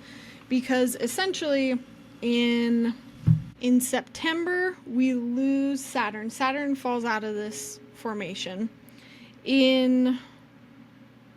Neptune falls out of this formation. And then in November, Uranus falls out of this formation. So then we have a little bit of a break here, already starting in September. We're going to, like each month, September, October, November, we're going to get all of these planets kind of falling out of this. We're going to feel like a little bit, like we're going to come back to a little bit pre-2025 energy, just a bit. Like not in the sense of like everything's going to feel like it's back to normal. Again, it's that energy of like, whoa, I know what has been and I know what's coming ahead. So it's kind of like this bittersweet energy, but at least we're having a break and we have a moment to think. And then we get to come back to this from 2026 to 2033. Astrologically. And again, this doesn't say in a perfect kite for the entire time by any means. That's not like how it stays perfectly. It's more, how do I explain this? Like that specific aspect just kind of foreshadows the energy as a whole, but it's not like staying that way because those planets have to move constantly. And again, Saturn moves, Neptune moves, Uranus moves, Pluto moves. Pluto moves once every 19 years. Uranus moves once every 7 years. Neptune moves once every 14 years. Saturn moves once every 3 years? 3 years, I think. So like 3 years into this, Saturn's going to move into a new sign. So Saturn's only going to be in Aries till 2028. And we're going to get a little bit of a different energy. And Uranus and Gemini will stay there till 2033, but we will have Neptune in Aries till 2039, and Pluto's going to be in Aquarius till 2043. So point being, like, it won't be that energy forever, but some of it will be. And I think just coming back to the start of 2025 and why I was so excited about all of this is, I wanted to track this because I wanted to find the hope in it. And I'm not finding it. But I do think we're going to find it. I do think we are. I do think that. And let me get to it, because there is some hope in this. I just don't think we're seeing it yet, because this has to come back in February. I'm going to get to this kind of in the next section of the podcast. The hopeful points here is Trump turning against, MAGA turning against Trump. I do feel like this Pope was well chosen for a reason. I feel like he's going to have a big part to play in this. He's an American Pope. This comes up again in February. I feel like we're going to get a continuation of this. And I feel like what's going to happen is it's going to go more extreme. I feel like the worst is going to get worse and the better is going to get better. So, I feel like, we're going to see, for example, the climate stuff. Maybe it's at its absolute worst. Maybe Iran and Israel, that situation may be at its absolute worst. Maybe Trump and Netanyahu being in cahoots with each other at its absolute worst. ICE being completely violent and at its absolute worst. But at the same time, maybe we're also getting MAGA waking the fuck up and turning. They were almost there this time, almost, with that almost agree, maybe. But they didn't quite go there. They were almost there, but they didn't quite. I mean, some of them, definitely. And then I'm trying to think of the other good stuff here. I didn't check what the Pope did around the 8th. So maybe there was something that the Pope did around the 8th, because I have the Pope written down for the foreshadowing, but not on the actual 8th. Oh, how interesting. Shut the fuck up. He had... Shut up. I'm so glad I looked. He had, stop it. He had a message. Oh my gosh, I'm just getting so many hits. I'm getting chills. And Hecate is behind me. Okay. I wonder if that's gonna happen in February instead. Okay. So on August 5th, he had a talk about the Hiroshima anniversary. So we were literally just talking about the Hiroshima, where he called upon the global community to recommit to peace and denounce nuclear arms as an offense against humanity and the dignity of creation. Wow, that's crazy. Okay, and so I read that, and so it's if he's talking about that and we've got an association with him and nuclear stuff on the 8th. I'm just going to write that down so I don't forget. On the 5th. He's anti-nuclear message. So that means I was logically okay, that means there's probably going to be a reoccurrence of that in February, but probably to the more extreme. I wonder if there is going to be a nuclear event in February. And that is, and again, I've said it with that World Astrology guy, maybe it won't happen, maybe it didn't happen in August. I wonder if maybe it'll happen in February, because I really, really get that something bad is going to happen next February. And I could be wrong, again, as always, but Next February feels really, really volatile. And so I wonder if this is like him getting up and really being like, no. Or maybe it's like it's getting really like tense and close. And the Pope is what brings us back. Like, again, he's got something to do with this, because on one of these dates he was elected, you know? And then on one of these dates he had to talk about this. And so let's keep an eye on that. That's so interesting. Wow. And so Hecate came up behind me and was giving me some of this information. Okay, very cool. Super, super cool. I'm glad I looked at this, because some of this I wrote down about the past, but I didn't actually follow through and like looking at the through line for all of this. So if any of you saw any of this that I missed, because like, for example, that third term that I had written down, the third term that I had written down from the first go around was him talking about wanting to do a third term. But on August 8th, he's actually got merch in the White House. Like, you can see the progression. You can see the furthering of that story. So just know anything that we experienced before, anything that we experienced on August 8th, August 9th, probably going to happen again. I mean the robots, I guess that's there. The robots, because the last time that this came up, it was, like, what was her face? Kim Kardashian had the robots walking around in her house, and now it's this guy who's got the robots crashing his car. Or not crashing, but like deactivating.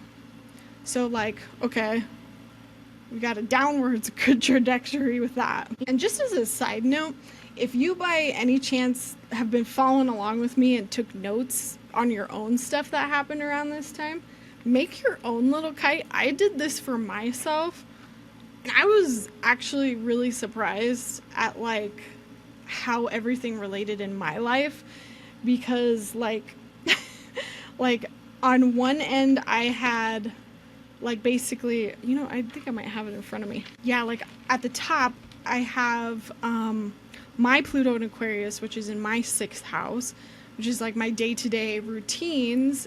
Like it all comes up around themes around like me, my schedule, being a mom, my kids, my animals, my ability to have fun. It's like all like themes and events that happen around that. And then my Uranus in Gemini, like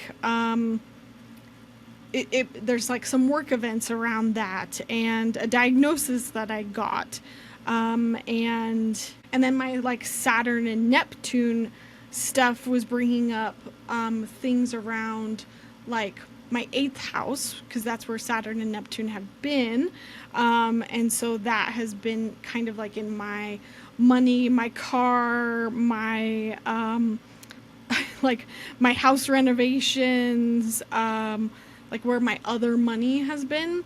And so basically when I'm drawing out this kite around the August 8th and 9th, that day was kind of a push and pull between all of these things in my life, but all of those things were kind of like moving forward finally. So it was actually like a really positive day for me in some ways. So the kite formation can be actually really good for you in your life. Like, even though this might be really shitty, like going on in the world, again, your life could be totally awesome and totally be turning around. I have heard so many good things from so many of you about 2025. Just know that even if the world is falling apart, you could be having the best year of your life. Like, I just want to say, like, Virgos, like, you are entering into like your Virgo risings, like you are entering into Uranus being in Gemini. So you are about to be in like a time where you are like shining bright and you are being recognized in your career house.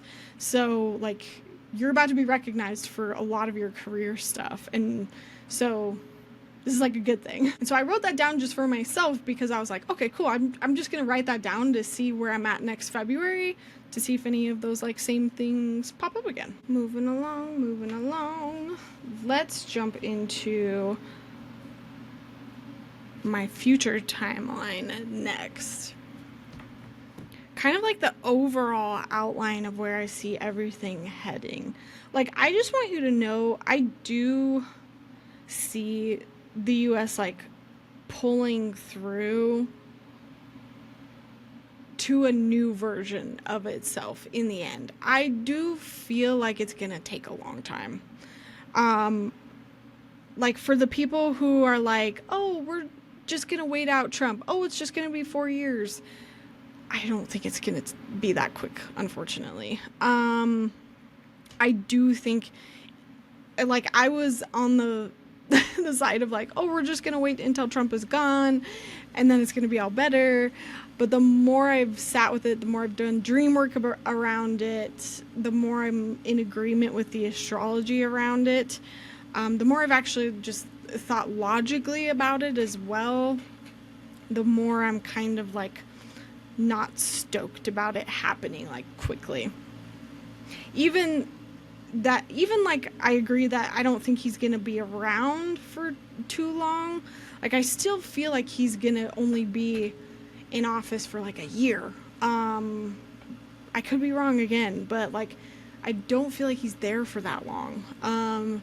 And then maybe it's Vance that takes over. I do feel like there's some sort of power grab. Like, I get this sense of like he dies or he gets removed or he steps down or something.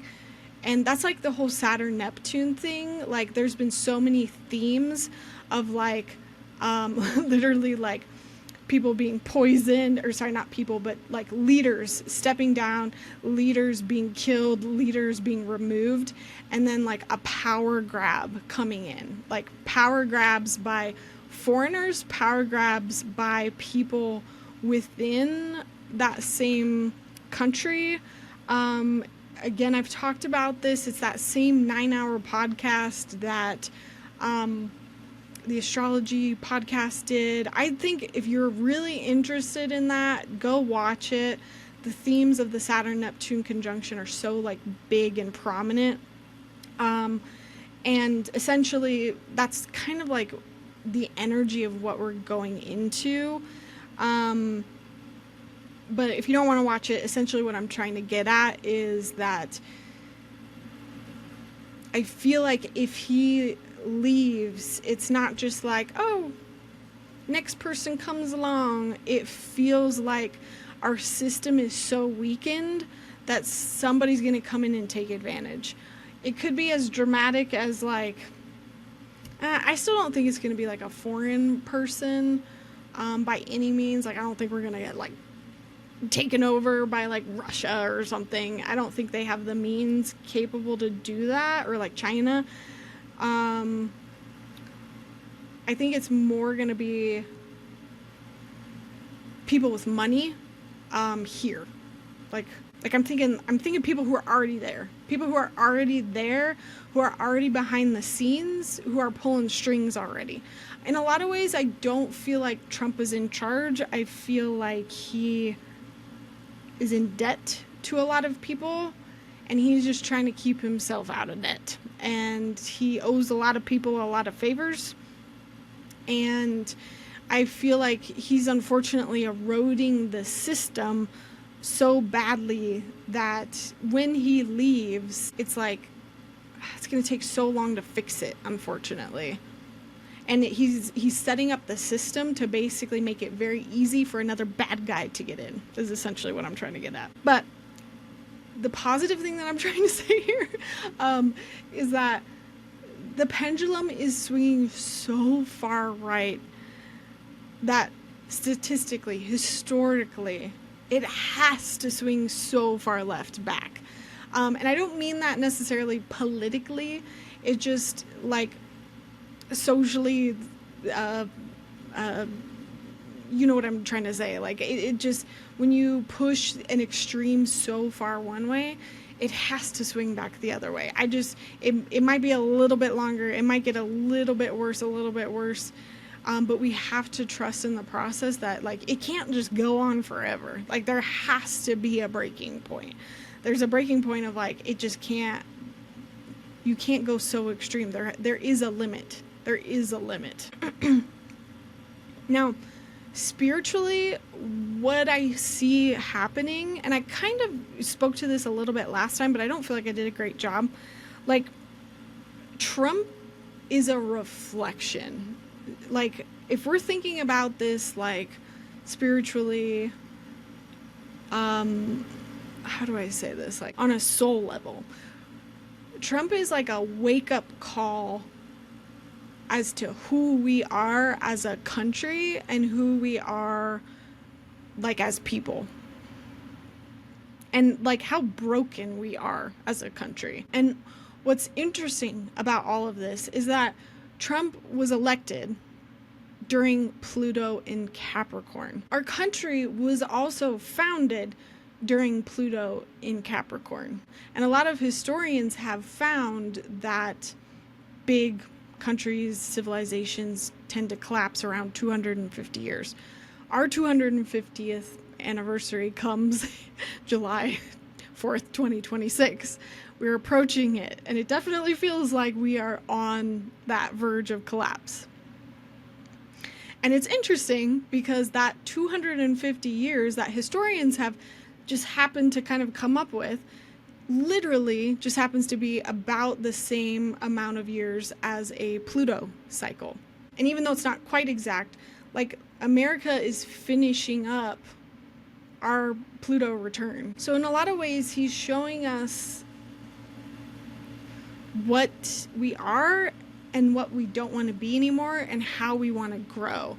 And so I think the outrage is coming from realizing what we don't want to be anymore. And so my point here is, like, I feel like this is to plan. I feel like where a lot of people are panicking, I feel like this is part of the plan, in that he's a reflection of what's no longer working, and we are identifying what's no longer working, and thereby fixing it. And it doesn't feel like we're fixing it because we're not seeing progress as fast as we would like it to be, and it's coming with a lot of hurt and a lot of lack of progress first. But it has to be exposed before it can be fixed. And we're in that exposing state first, and it takes a while. And now we have literally entered Pluto in Aquarius. We're done with Pluto in Capricorn. We're done with that. You know, Pluto in Capricorn was all about business and me, and, you know, greed. And, you know, Pluto in Capricorn was 2008 to 2024. It was the idealization of Iron Man and Marvel, and, you know, I could go on and on about, like, all of the themes around that. But it was government, it was money, it was, you know, every man for himself, everyone can get rich. And now Aquarius is like, no, humanitarianism, everyone needs to be supported, everyone needs to take care of each other. We're not standing for that anymore. And so this idea is now crumbling. Something I also forgot to say earlier was that, like, one of the really cool things that I found out about the astrology, like when I was talking about, like, the whole millennials, Pluto in Scorpio generation, Pluto in Capricorn generation, like, our country was founded Pluto in Capricorn. And it's interesting because every Pluto in Capricorn generation usually kind of collapses. Or sorry, not Pluto in Capricorn, Pluto in Leo. And it's often because it's a very me generation. That's where people probably got triggered last time. That's probably what it is. And it's not because it's a character judgment. It's because Leo is a very, like, it's the sign that's kind of me. It's very me-centric. It's because it's associated with the sun. And it's associated with like kind of like autocracy, doing things by yourself, like it's being on the stage, it's doing things like kind of monopolistic versus like as a group. Because literally, what is opposite of Leo? Opposite of Leo is Aquarius. Aquarius is the group. And so there's been a lot of like empires that are kind of like started in Pluto and Leo, and then they kind of collapse. And there's also a lot of revolutionaries that are born in Pluto in Scorpio. And I think the reason for this is people with Pluto and Scorpio placements, they like to reveal the darkness. They like to reveal what's not seen. Scorpio is like the hidden depths. Scorpio is the taboo. It's what we can't see. And that is what us millennials like to do. We like to show everything that's under the surface, and we don't let anybody get away with anything, almost to a fault, like almost to the obnoxious level. Like we are the generation that really like pushed mental health, and we don't like let that like slide in a lot of ways. And sex and stuff like that. Like, not saying that these other generations didn't. I'm just, again, talking about Scorpio energy. Scorpio is sex, it's taboo, it's death, it's darkness, it's under the surface. And so what Pluto in Scorpio generations do is they expose the darkness, and that is what is happening right now. We are exposing the ickiness, the darkness under the surface, and that is why it feels so dark and horrible right now, is because everything is coming to light. And so my hope here is to show you that I feel like in the future we will look back at this generation as kind of maybe the revolutionary generation. And maybe it's because of our technology, because of our exposing of this Pluto in Leo generation. Again, not saying that they're the only ones at fault or all to be at fault, but just the energy, the theme of that, of, just power all consolidated in one, power all consolidated at the top. One prioritized over all. We are breaking down that structure. That structure is no longer lasting. Did I say this already? Our founding fathers of the US were Pluto and Scorpio generations. They left Britain because they did not like the Pluto and Leo generation of Britain. Like, it's just too hilarious, too perfect astrologically. And I hope that maybe you're also hopeful in that the tide will turn and we will turn things around. I really wanted to do a little bit more dreaming about the future, and I wanted to get more definitive answers of will the US collapse or not? That's going to be next on my list. And I'll kind of do more follow-up podcasts and answer that question. When I think of this Pluto and Scorpio generation, I think this is Mamdani. I think this is AOC. That's the energy that I'm thinking of. Mamdani, AOC, in office. I'm not saying that's the only people. I think in all industries there's going to be people that kind of fight back. But when I'm thinking of how it'll look politically, I'm thinking of Mamdani energy. I'm thinking of AOC energy. I think that is that symbol. When I saw them hug, it was on somebody's camera. Somebody was just filming on a phone, and they hugged right after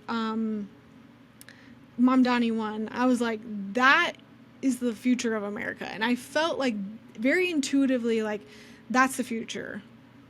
And so I feel that reality is also very visible. I can see that one as well. And so I just want you to keep that in mind as I kind of walk you through this timeline. I do see this, even as we go through a lot of these hard dates, I see the overarching theme of this as picking away at a bigger, harder theme of, at the end of it, we're going to really get to something better. Okay, let's get through this actual timeline that I've been wanting to get to since the beginning of time. Okay, gosh. I've had this for so long that my future timeline started in July, which is like months ago. So this is kind of like overarching dates. Again, we're going to kind of get to them all in my forecasts. So make sure you're watching those along with me. Early access comes to Patreon members, and we're going to kind of cover them every month on YouTube. So the next big date, well, again, we're going to get a break here starting September-ish of this energy. Every month, September, October, November, we're going to get a little bit of a lightening of this energy. Back into December, we're going to feel a little bit better. We're going to have a bit of space to breathe. But then, I can't remember the exact dates, but then these planets are going to start moving back into their new signs again, and then we're going to be back into this new energy. And so February of 2026, exactly on February 20th, we're getting back into that. I think it's the Saturn-Neptune conjunction. That's where we're seeing direct conflict. That's when we're really going to see this like opposition between it's kind of like the millennial generation against the Pluto in cut that out. And then we get to February 20th, which again, we've got that Saturn-Neptune conjunction going exact. So some of these themes coming back again. So I see that as a really intense, really volatile month for a lot of reasons. Again, I'm not going to reiterate that because I already covered that. I want West Coast people to really pay attention and be careful, because a lot of those planets geodetically are going to be over the top of you. And so I'm trying to get better, and I hope to be a little bit better at that by then, so that maybe in my monthly forecast I can tell you guys like where I see this happening. I can thankfully tell you now just from watching somebody else that like broke this down. Oh, I apologize, it's not West Coast. It's kind of actually the middle of the country. So this is Chicago, this is Indiana, this is Nashville. This also goes on the other side of the world. So if you are in Paris, Barcelona, Memphis, also if you're anywhere like 500 miles off of that west or east of that kind of like line, there's just going to be a lot of like intensity around that date, just specifically around like immigration stuff, ICE, a lot of that. There's going to just be a lot of that Saturn-Neptune energy. There's a lot of that like go away, this is our area, this is like, it's like that nationalism energy. Yeah, so February, we expect there to be a little bit more of a direct conflict, especially also with Iran, possibly. Especially because also on February 17th, we're getting our next set of eclipses. So we're definitely going to be seeing some sort of escalation with Iran and Israel. So the fact that we've got that combo of our solar eclipses mixed with this like kite formation is just not, ugh, I don't like it. And on top of that, we've got this like opposition of that goes exact between Pluto and Scorpio versus like Pluto and Capricorn. And I say that in that Pluto is technically in Aquarius, but that's opposite from, it'll be exactly opposite from Pluto in Capricorn around this time in February. So the Pluto and Capricorn generation is really going to be feeling this. And so Pluto and Capricorn generation is my brain, baby boomers. Oh my God. So the baby boomers are basically going to be like they're going to be feeling this push and this pull because Pluto is opposite their natal Pluto. And so when it's opposite, it doesn't feel comfortable. And it's going to be squaring the Pluto and Scorpio generation, which is us, the millennials. And so essentially what that implies is like millennials are really going to be causing friction on top of their own uncomfortableness with their own transformation and change. So it's like they're at war with themselves, and they're at war with kind of like a younger generation, and it's just causing a lot of problems. And I just want to like pause here for a second. If you are Gen X and or a baby boomer and you're listening to this, I do not mean any sort of offense when I talk about that, and that is absolutely no judgment or say on your character. I am purely just talking about an astrological transit. In my first YouTube video, when I was talking about that, I had several comments that were very angry, saying that I was calling Pluto in Capricorn generations the bad guys.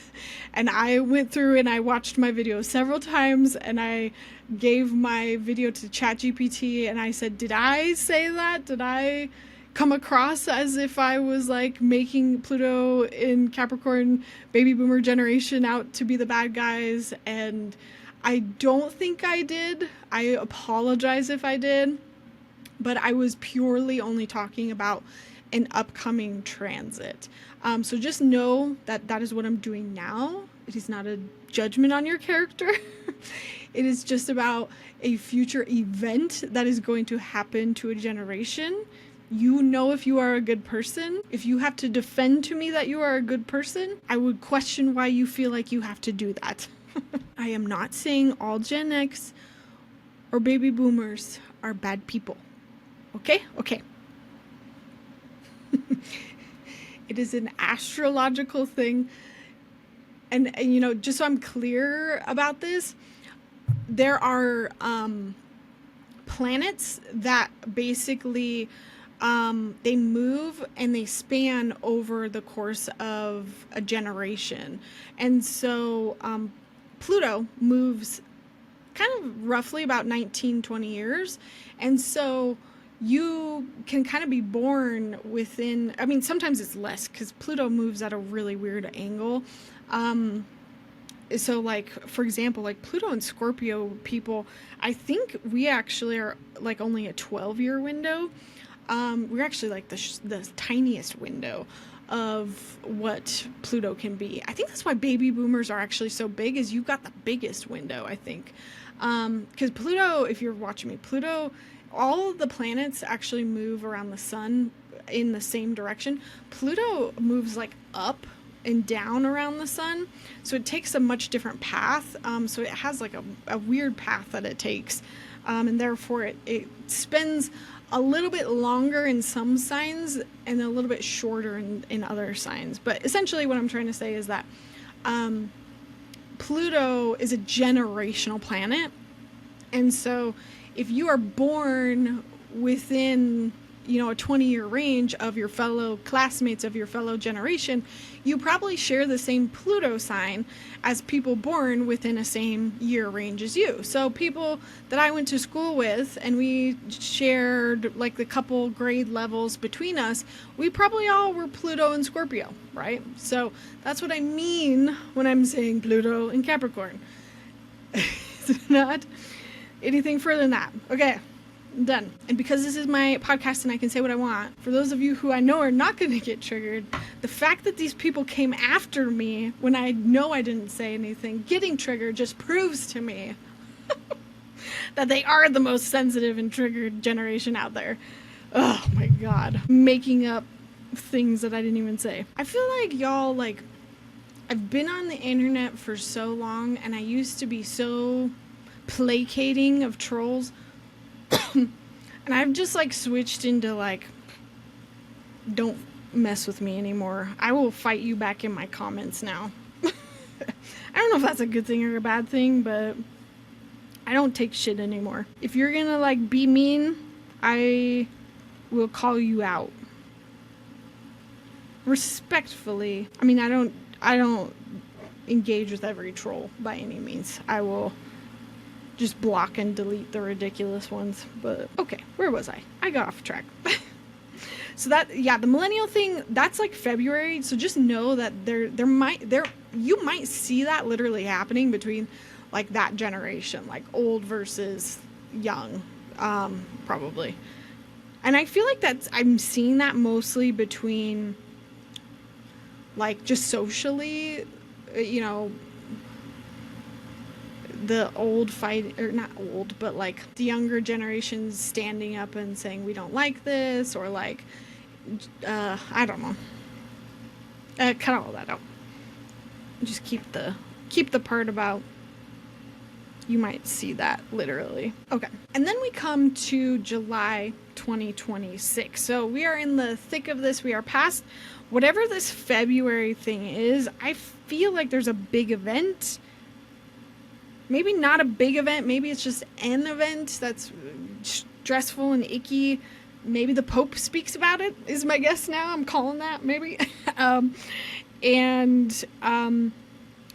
Again, the interesting thing of like why I was wanting to pay attention to this was because there's another formation that happens that has some of these placements from that kite.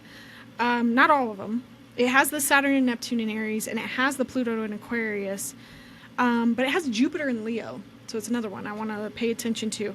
And it makes a bucket formation, and this happens in July. And Andre Barbeau, who's a really old astrologer, he actually predicted like the 2020 plague. He called this the New World Civilization. He called it the best astrology in 100 years, like 100-year span. And I'm like, right now I'm like, how? So I'm like, where, how are we getting there? I'm not seeing the through line here. So I'm interested to see if it's going to be one of those where it's like everything's bad and therefore it's the best because it's so bad we got to fix it, sort of thing. I don't know. Or maybe he's actually wrong and it's like it's a good new world civilization for the bad guys, the evil guys, you know? But he did say it was a very equalitarian thing. It was very good for the poor. He said it was very... It would bring the rich and the poor closer together. He did say that. Oops, sorry. I bonked my mic. So, this did come, though, from the World Astrology Report guy, who... I don't know. He has been right, though. He has been right a lot. So I'm not taking any like new information from him, but I am going to hold on to that one. Okay, other things that are happening in July 2026. July 2026, very explosive, very combustible. Because July 2026, on our birthday as a country, July 4th, you have to remember that a solar return, which is basically a birthday, the birthday of the US, July 4th, if you actually look at that chart, that day is just rough, very combustible, very explosive. And that chart, your solar return, they call it like, it gets baked in for the year. And so it sets the theme for the year. Just like how your new moon bakes in your theme for the month, or your solar return bakes in the theme for your year. Some people disagree with that. Some people feel like there's other techniques that are better. But the people that I trust believe that, and the people that I find to have been most accurate believe that. So on our 250th year birthday, there's a lot of conflict because we have Mars square Uranus on that day. And on a Mars square Uranus aspect, those days are like really unpredictable, random violence. Like Mars square Uranus, Mars is violence, Uranus is random, unexpected things. And when they're squaring each other, it makes a really uncomfortable aspect. Squaring 90 degrees makes a square. And so that day, July 4th, squaring something random, something you can't track. And that's what's hard with astrology, or not with astrology, with a Mars Uranus square, is you don't know what it's going to be, because it's literally, you don't know what it's going to be. But it's something that's going to be random. It's something that's going to be violent. I should have wrote down like what an example of this was.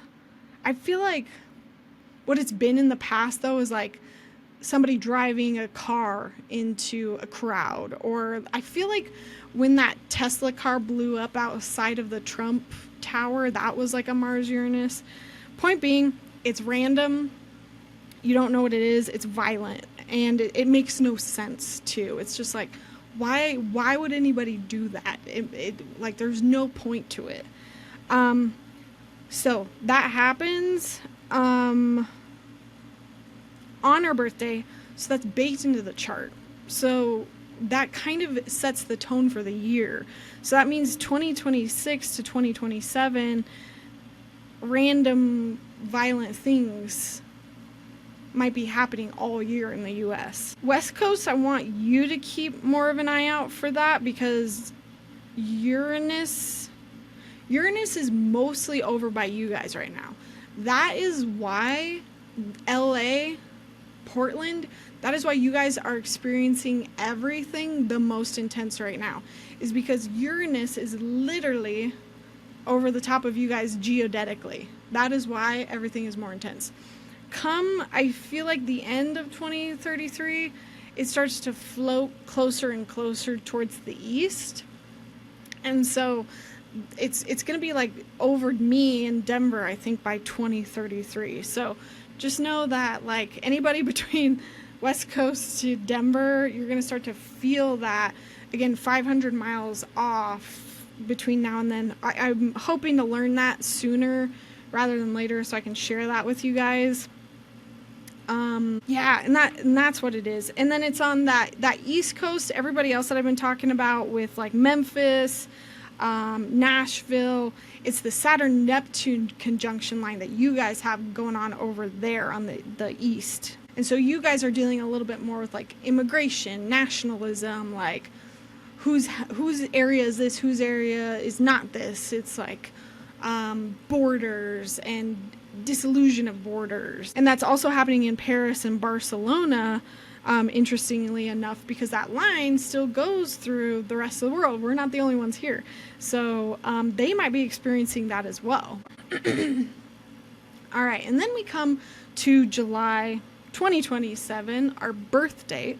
On our birthday, exactly, we have our Uranus return. So Uranus in Gemini, like Uranus in Gemini is, we're already, like, yes, Uranus is in Gemini, and that's where it is for the US in general in the US's birth chart, but it goes to the exact degree that it is in the US's birth chart on its actual freaking birthday on July 2027. So on July 4th, 2027, we have our Uranus return. So that gets baked into our chart for all of 2027. And that line shows up on Detroit and Chicago. So just know the energy of that kind of gets highlighted north-south. I should have been saying this with all these lines. North-south for Detroit and Chicago. Uranus being very unexpected things. I haven't looked at that chart, but I think it's also similar of like combustible, not good energy. It's like two tough years. Like I think 2026 and 2027 are both astrologically really tough. I should have also said I'm going to start with astrology and then go into intuitive predictions. I did a lot of dream work that I'm going to get into. Cool. And then in April and May of 2028, Uranus goes exact. That actually happens a lot during this whole Uranus return. Uranus in Gemini. And I'll throw up this chart that Madeline Decotes, I've always said Decombes, but it's Decotes.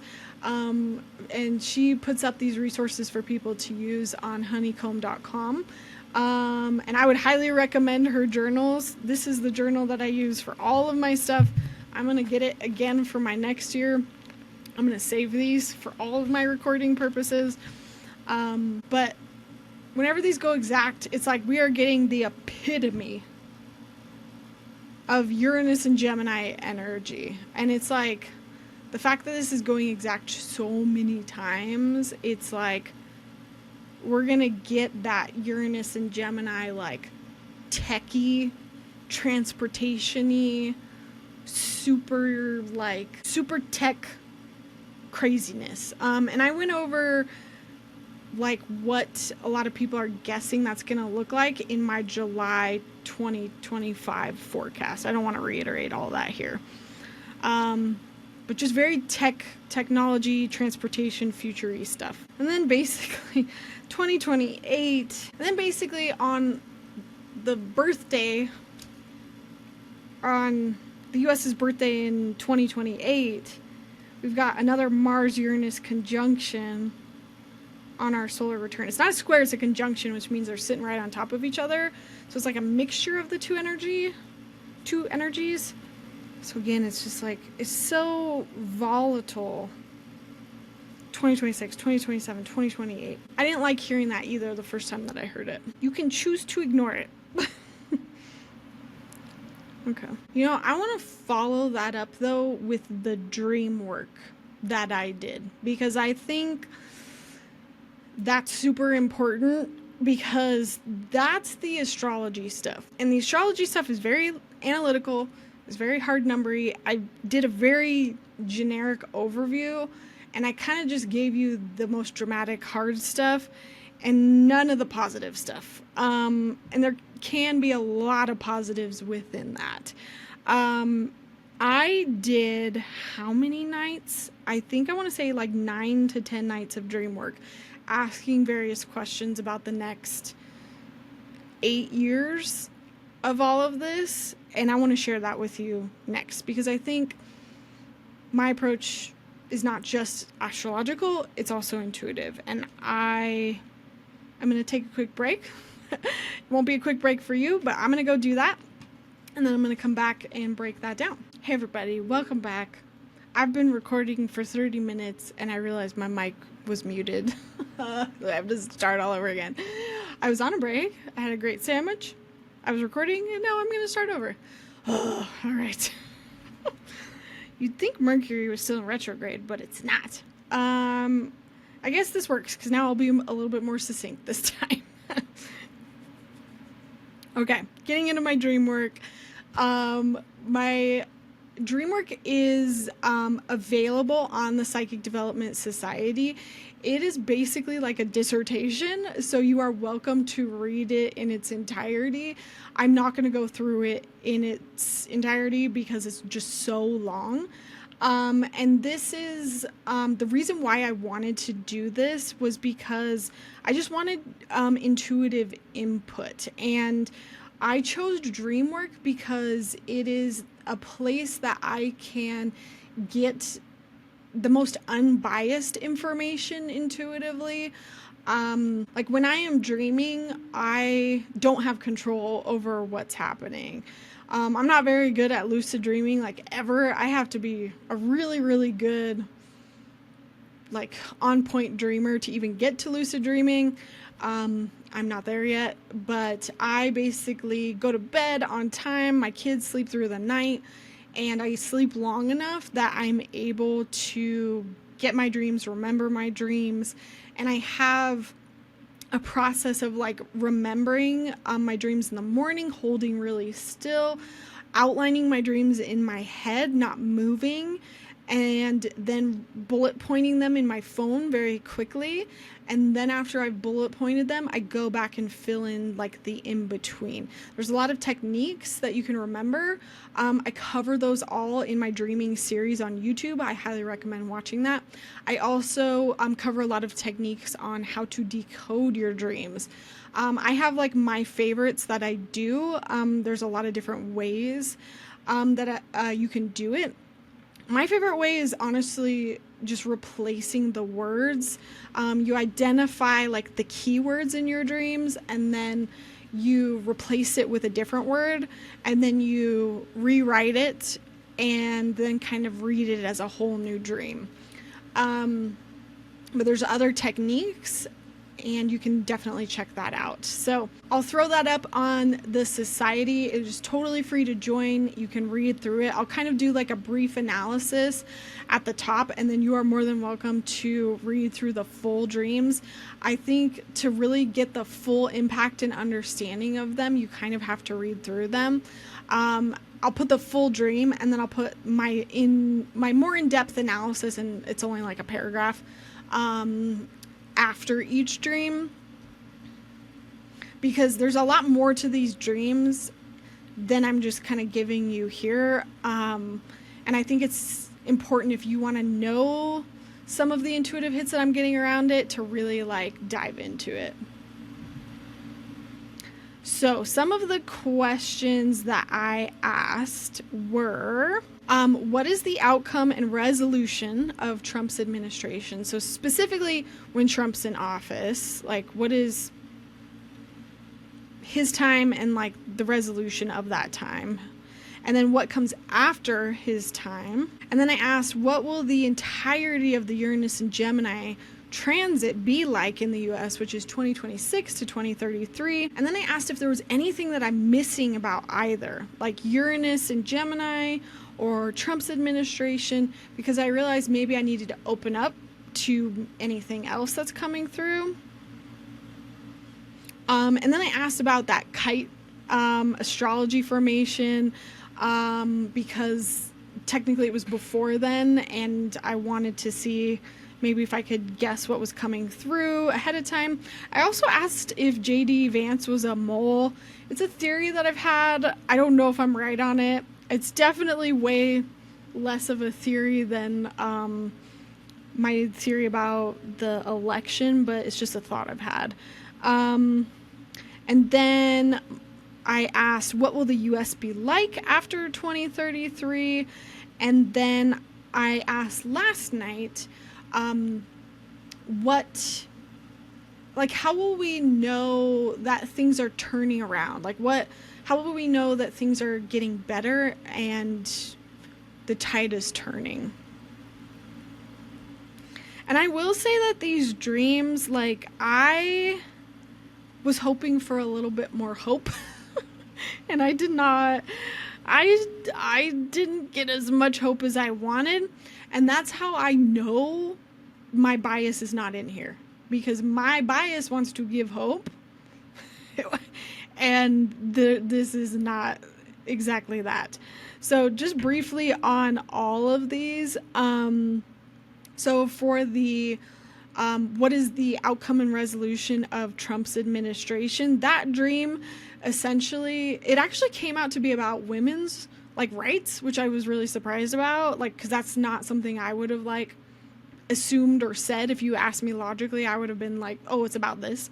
And so that dream was kind of about pitting women against each other and women becoming kind of complicit in their own disempowerment. And I was like, interesting. And then the second night, which was the question about what happens after Trump, that one just shifted into such a techie weirdness dream. And that one, essentially, I was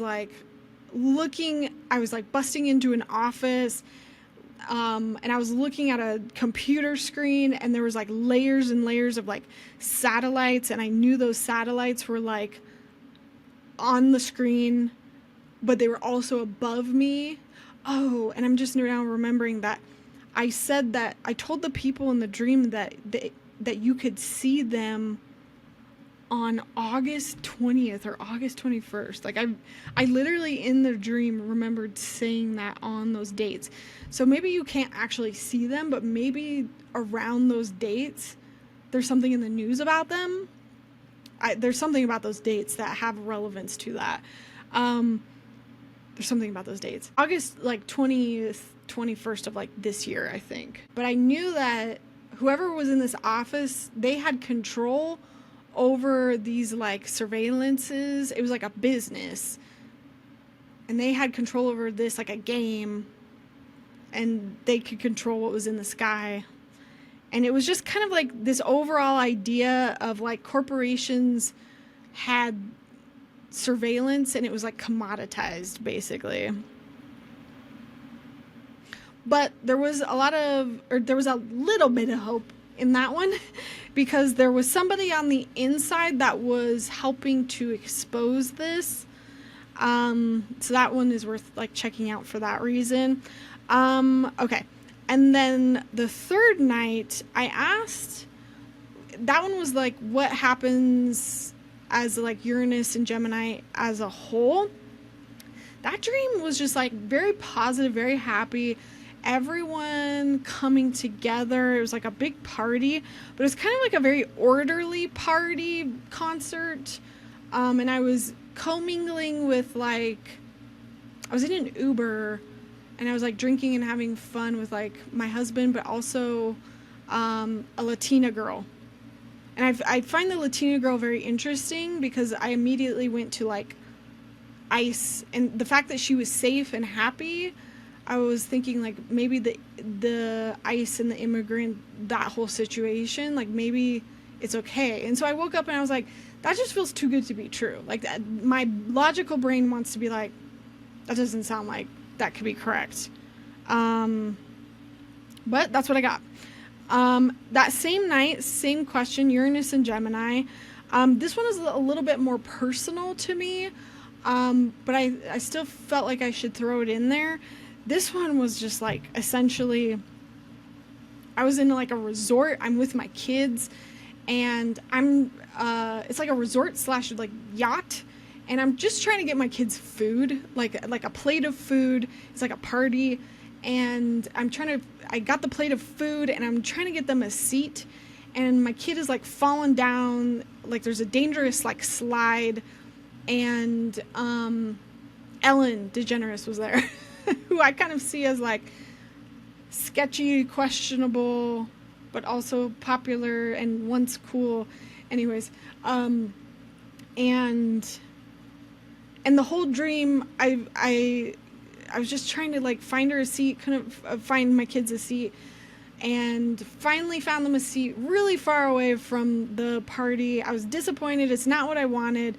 Basically, when I analyzed this dream, there's such like a strong theme of like my privilege can kind of buy me safety here, because there's such a huge gap between like the people on the boat. They're rich people. I'm able to commingle with them, but not so much. Like I have to stay far away from them. My kids are kind of in danger and I'm trying to protect them, but I can't like be too close to these people. There's like this widening kind of like distance inequality. I'm trying to like raise my kids, but it's a strain. And so I kind of woke up and that one, like even as I was typing it out, I just kind of instantly knew it was like, I think the sentence when I wrote it out, it was like, oh, I finally found a seat, but it was really far away and the setup was not what I wanted it to be. Because I was trying to get them like at a table and I had to sit them like on the floor or like in grass or something. And so it made me wonder if like ultimately like I'm going to be here in the US and really not happy with, you know, the setup that I'm going to be providing for my kids, but my privilege is going to buy me safety, you know, as being a white person, as being like somebody who hovers right on that middle class. Like I hover right on the upper middle class, lower middle class line. I feel like I'm probably going to maybe jump into that lower middle class line according to this dream. Is that something that I want? And so it kind of raised those questions of like, do I want to put my kids in that danger? And that's something I've been dealing with for months, you know. I feel like that was literally answering that question for me. It's like, your privilege will buy you safety, but it's going to provide danger, or like the danger will be there and it's going to be tough. And I'm like, great. At least I have an answer there though. Anyways, same question, Uranus and Gemini. Another night I kind of just had a dream about classroom setting. It was like a MAGA professor, and he was asking me to like install old outdated software onto the computers, and I didn't want to do it because there was like newer, better software on the computers, and I was kind of like being like difficult on purpose. And so the meaning that I kind of took from that was that our education is going to be shaped and outdated, maybe MAGA driven tech and curriculum, but it kept failing and not working. Like the MAGA professor was just like irritated, and like it wouldn't work, and I kind of like ditched him and didn't help. And so, you know, the silver lining there being like, well, maybe it's going to actually be less effective than maybe intended. And then the fifth night, that was the night that I asked like, hey, anything that needs to come through about Uranus and Gemini, about Trump's administration, anything that maybe I'm just not seeing, anything I'm missing. That one was nuts.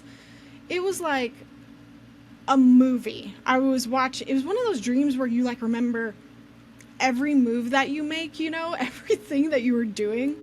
That one essentially like there's a very, very clear, like I feel really confident in saying that there's some sort of new technology coming through that we don't have right now. And it has something to do with like, it gives us access to something we cannot see. And that could be literal, that could be metaphorical. So maybe like, it could be like VR, or it could be like something on the internet, or it could be like I don't know if it's literal or figurative. But in the dream, they were goggles. They were goggles that you put on, and essentially, again, because I dream in symbols, this girl put them on, and she would go into this game, and she would physically go into the game. Like she was in a room, she was like in a big empty room, and the goggles would turn on, and she was like playing in a different reality, but her body was moving in that different reality and in the other reality.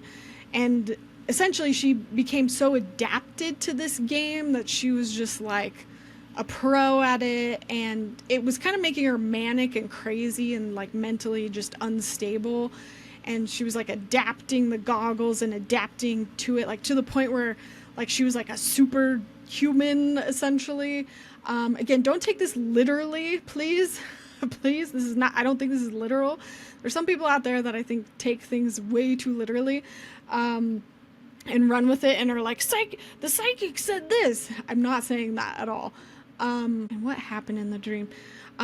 Basically in the dream though, like, somebody I knew, was like my brother and my sister-in-law, go into the game, and she tells them in the game to take off their goggles, and they like disappear in the game. And then it was like, I heard like a narrator's voice, and it was like I was finding out at the same time as her. It was like, if you take off your goggles, it was like your body was exposed to the room that it was in, that your body was in, and it sucked your eyeballs out. It probably sounds so silly, but and so the implication is that because they took the goggles off mid-game, their eyeballs got sucked out of their head, and they're like dying and bleeding, and nobody can save them until the game like gets turned off. And so the girl's like panicking because she realized she just killed somebody, killed two people. Um, and this is so morbid. Sorry. I promise it's not me. And so anyway, the dream wraps up and she's like trying to like tell people there's somebody in there and they've died and their eyeballs have been sucked out. And I think the overall analysis that I took from this was like, there's some sort of like future tech that really affects people mentally, emotionally, that does some serious damage. The part with like my brother and my sister-in-law, I kind of took that as like maybe literally one of my family members gets affected, or maybe a lot of us have people that are affected by it, maybe not literally like biologically like killed. It could just be that like I kind of interpreted it as like identities being stolen, because like the idea of someone disappearing, like when they took off their goggles and they disappeared, and there was like this theme of like air. And when I think of air and that symbolism, like the element of air, I think of communication. Like, so I'm kind of thinking like when I did the analysis of this and I'm replacing words, I'm wondering if it's communication, identities being stolen, data being stolen.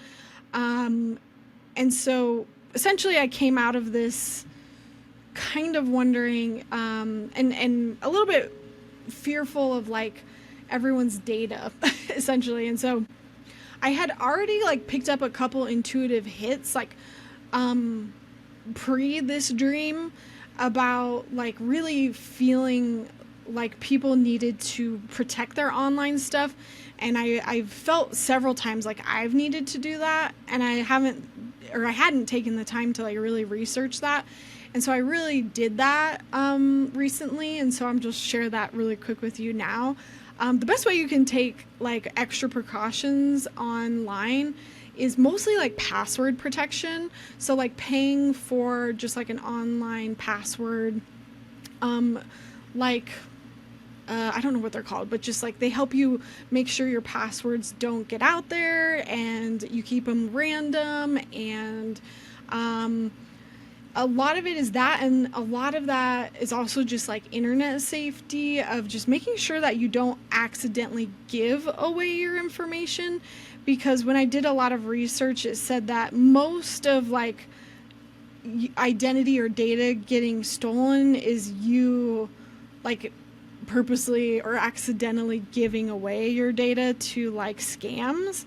For the most part, those are like the top ones. You can also like invest in like malware or antivirus stuff, but that's not as important as some of those stuff. I feel like antivirus and malware stuff is more important for the older folks out there who might not be able to recognize, you know, stuff like that, like links that might come across that way. For us younger folks, we might be able to recognize that. But just being highly careful about clicking on links. You know, you guys probably get those emails sometimes where it's like, I'm the UPS, your box got, you know, we have your box and now we need your social security number to deliver your box. And you're like, what? You know, stuff like that. Obviously, be wary of things like that. I don't know. I feel like there's gonna be like data stolen or something, and it might be that we just like accidentally give it away with this dream. It might be like we sign up and like hand it over or something. I don't know. And you know, the whole time that I keep thinking about this dream, I keep seeing the movie, Spielberg's movie with the goggles. Maybe I'm just thinking about it purely because it has the goggles, but maybe rewatching that and seeing if there's any similar themes there. Okay, moving along. Now the one about Vance being a mole, that one I had a hard time with, because I essentially realized that I needed to go into these dreams with clear like symbols of who's who. Like if I'm gonna ask about all of these characters, I need to be like, okay, if I'm dreaming about Russia, if I'm dreaming about the US, if I'm dreaming about this person, if I'm dreaming about that person, like, who am I? Who are they in these dreams? Because in this dream, I essentially didn't know if I was Vance or if Vance was this other person that I was interacting with, is what I'm trying to get at. So that one I don't know the answer to because it's so unclear. But essentially the answer to that dream was whoever this was running out of options. But I don't know. Well, no, yeah, it was Vance. It's Vance is running out of options, but that still doesn't answer my question. So I don't know. I would have to redo that one essentially. Okay. Then my next dream about what does it look like after 2020 or 2033 US. That one I did not like that dream because, long story short, I essentially see a criminal walking through security going undetected, seeing him like, and I don't think this is literal, I don't think it's one person, I just saw like a bad guy getting away with something. Not anything in particular. It was like literally going through turnstiles. There was like droves and droves of people. Huge crowds, which I've picked up on before, but it was different. It was like they were all going into a parking lot. Into a parking lot. I don't think it's literal. I think it's symbolic. I think it's symbolic for the transportation industry. Droves and droves of people. A bunch of people going into this parking lot. One bad guy, one criminal. He goes in, he's mixed in with all these people. He gets in because it's so saturated, people don't recognize him. And the reason why I see this is because then the whole situation plays out again. It's like rewind, and then I don't see anybody else, and I see that criminal going in again, but then he gets stopped because nobody else is there. And it's like we're able to see him now because nobody else is there and we were able to detect him. So it's like essentially he's able to camouflage because there's so many people. But it's like this sense of like because there's so many people, he was able to hide and not get caught. And then I go through these turnstiles and then I'm in the future. Oh, this is that same fucking energy. Same energy as the King's protest. The girl, I think this is that same thing, and I think this is the same thing, and that's the feeling I had when I was typing it out the next morning. But on the other side of this, it was the future. It was related to that criminal. Again, I don't think this is. It could be multiple events. It could be not just one criminal. It could be multiple criminals, multiple events. I don't know. But it was that. Again, I'm still in like an airport parking lot. I don't think it's necessarily an airport. I don't think it's necessarily a parking lot. Literally, it's something to do with transportation, the transportation industry maybe. And it's a bunch of people, and I'm like, why are there so many people in this airport parking lot? They're all going to the airport. Why is it so busy? And then I'm like, oh, it's 9/11 today. And I'm like, oh, it's because they're all going to the 9/11 memorial. like saying that now, I'm like, how would I know that? But, and it's like in the dream, I'm like zooming in on everybody's faces and I'm seeing everybody recognize each other. And it was like, they were all there at this traumatic event together. And I was seeing it as 9/11. Obviously that's a past event. When I woke up, it's like, okay, analyzing this is symbolic for a traumatic shared big human US event. And I've heard and I have compared the thing that I've picked up on this like energy. I've compared it similarly to 9/11, not in how it happens, but in the sense of like we go through something together as a country that's so devastating that it pulls us together after the fact. And again, it might not be one single moment. It could just be like years of drawn out awfulness of little tiny things here and there. I don't know what it is. I don't feel like I'm ever allowed to know what it is. I feel like maybe one day they'll give it to me. Maybe, I don't know, but I just heard them say like if I had it, I would go crazy, because then I'd be like trying to like, I'd feel responsible or try to like prevent it. I've never thought about it that way before. That would make sense. That was like Apollo that was just talking to me. I feel like he never comes through for me. Anyways, where was I saying? So yeah, clearly there's like an event that happens and everyone's coming together in memorial. Everyone's happy. Everyone's excited to see each other. There's this sense of like camaraderie. We're excited to see each other, not because like of that event, but because we've seen each other multiple times. We know each other. We've been to this memorial.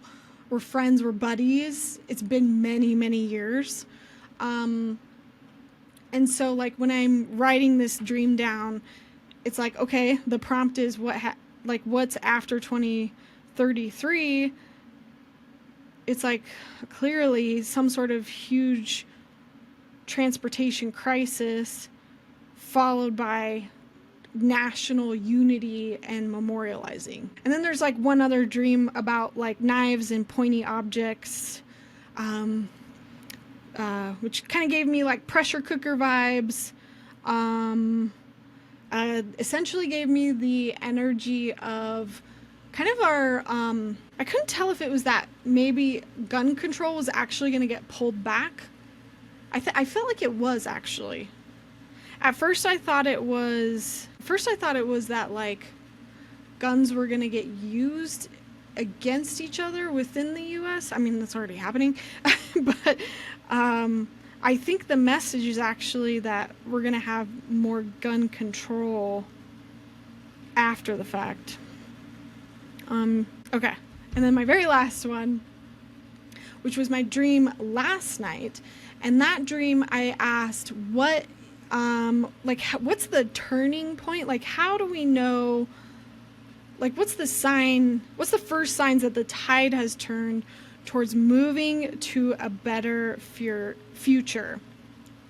It kind of makes me emotional looking at this. So if you guys have ever been to Colorado, we have a restaurant called Casa Bonita. It's the fucking best restaurant ever. You need to try it. And there's a cave called Black Bart's Cave. It's a little cave for like children. It's so fun. But like when you're a kid, it's like scary as shit. But when you're an adult, it's like fun. So in this dream, I'm encouraging someone to like go through the cave. They're scared. They don't want to go. I go through, and then they hesitantly go through. That's all the dream was about. So there's clearly this sense of like when we can walk through unafraid together and not be harmed, and the fear is not real, or like the danger is not real. That's the first signs that everything is okay. Because Black Bart's Cave is not a real cave. It's a fake cave. It's a little kid cave. It's lights and animatronics. It's not real. And when both of us can walk through and realize there's no danger, oh, they're giving me chills. When we can both walk through that together, that's when we start to realize the tide is turning. Because then there's this sense of empowerment and realize we have like the control. That cave is not real. That fear is not real. I'm going to turn on my other light really quick. Fighting my loss of light. Okay. Now the second dream was kind of interesting. I technically haven't actually like analyzed these, so I'm just going off of like energy alone. So maybe go read the full one for this. But my dad is in this dream again, which is MAGA. Unfortunately, he's like my representation of MAGA. So instantly MAGA. He's at the front of a classroom. We are watching a movie together. And we are watching clones of somebody. Like, it's like what clones of a bunch of people. We are laughing together, and we have inside jokes. We have inside jokes with each other. We are laughing together at the movie, at the clones of each other. Or sorry, at the clones on the TV. The clones are Spider-Man, but they're not Spider-Man. I probably should have analyzed this one before throwing it out. Essentially, like, the energy that I'm getting from that when I woke up was that I'm laughing with MAGA. We have an inside joke together. We are not separated. We are together again. We are together so much that we have an inside joke, and we can laugh about the past. We can laugh about... I feel like the clones I need to, like, decode. What do I think of when I think of clones? I think of Star Wars, actually. Star Wars clones. I actually think of bad guys. I actually think of...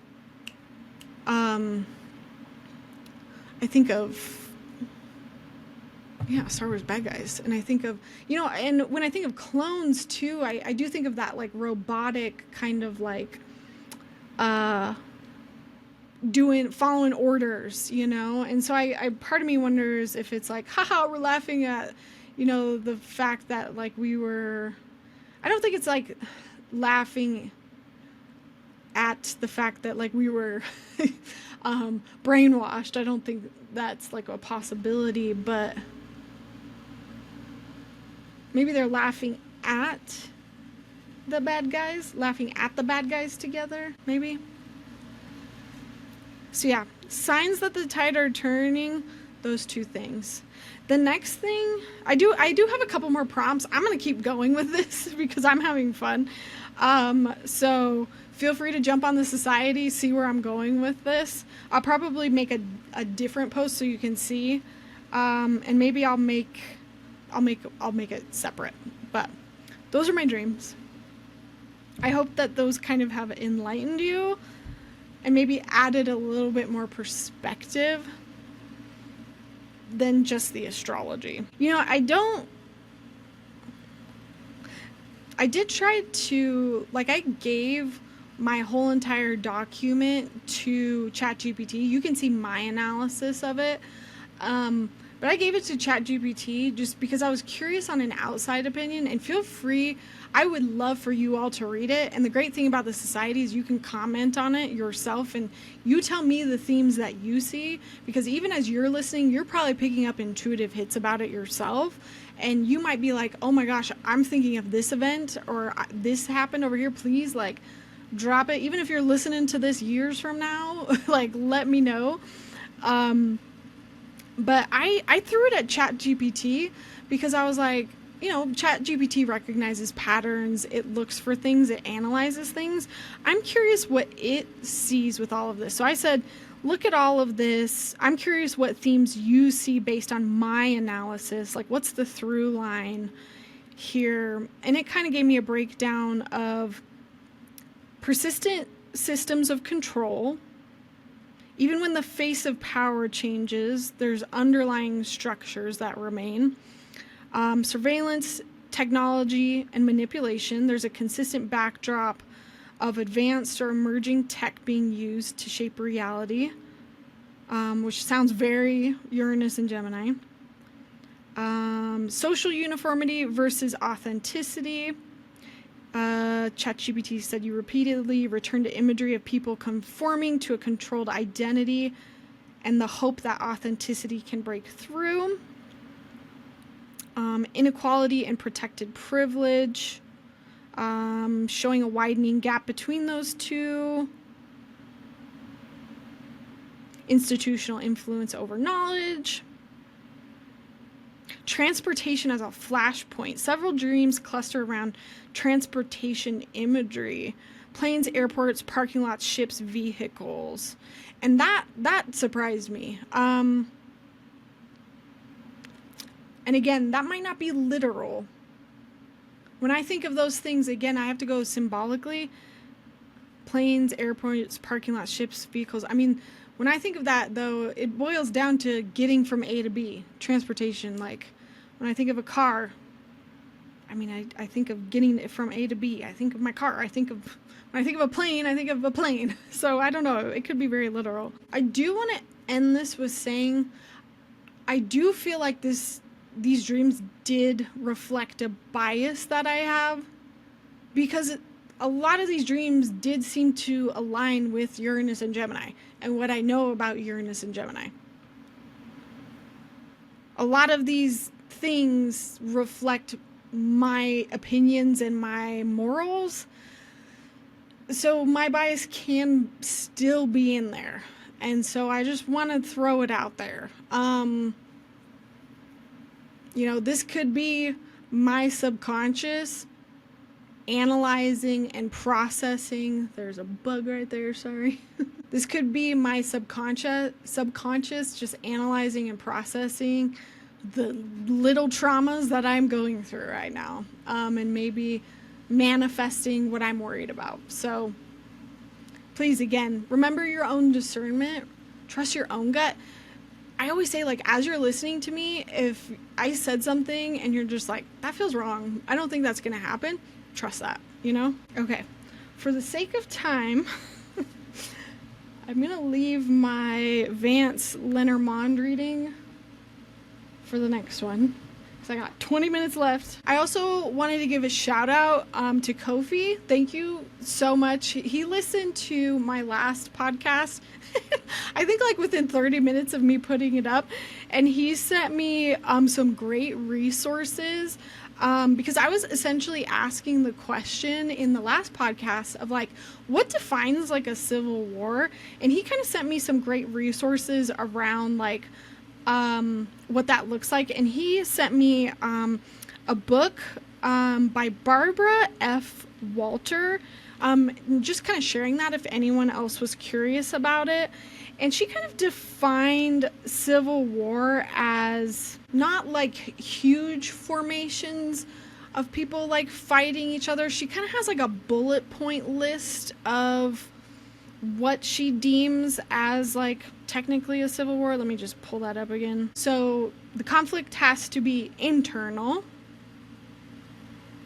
between organized groups, so like between the government versus like a rebel group or an insurgent group, and it has to have sustained armed conflict, not just like a one-off skirmish or protest. And then the battle-related deaths have to exceed 1,000 per year. And the political motivations, the groups have to have identifiable political goals or demands. So when I read that, I was like, okay, cool. Or not cool, but like, I don't think we're nearly there. We have civil unrest. We have civil unrest right now. And I had it kind of check the stats for me. We're not experiencing anywhere near 1,000 related battle deaths by any means. I don't know if we're going to get there. I don't think we are. Again, I go back to thinking about, I don't know.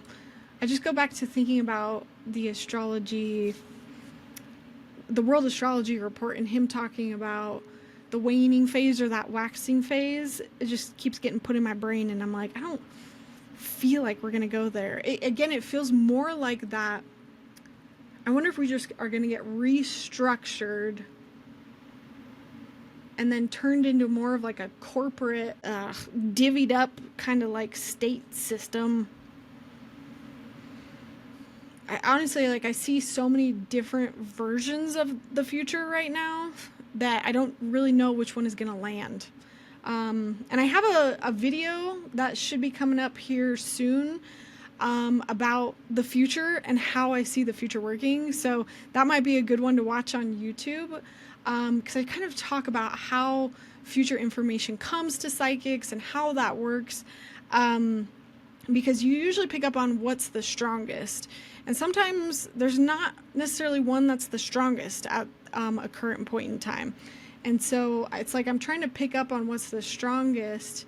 I do feel like there is something fated here. Like, I do feel like there is a definite outcome in this, but I think I have too much of a bias and a hope to see it, to be honest. But I'm trying really hard to be a good psychic and put that aside and figure it out. Because I still see like a future where the US could totally just collapse and like we hit our 250-year mark and we fall apart, and maybe we do just kind of like divvy everything up and split apart. And like there is a lot of talk of like Trump basically like selling off different states to his corporate buddies, and the states basically becoming like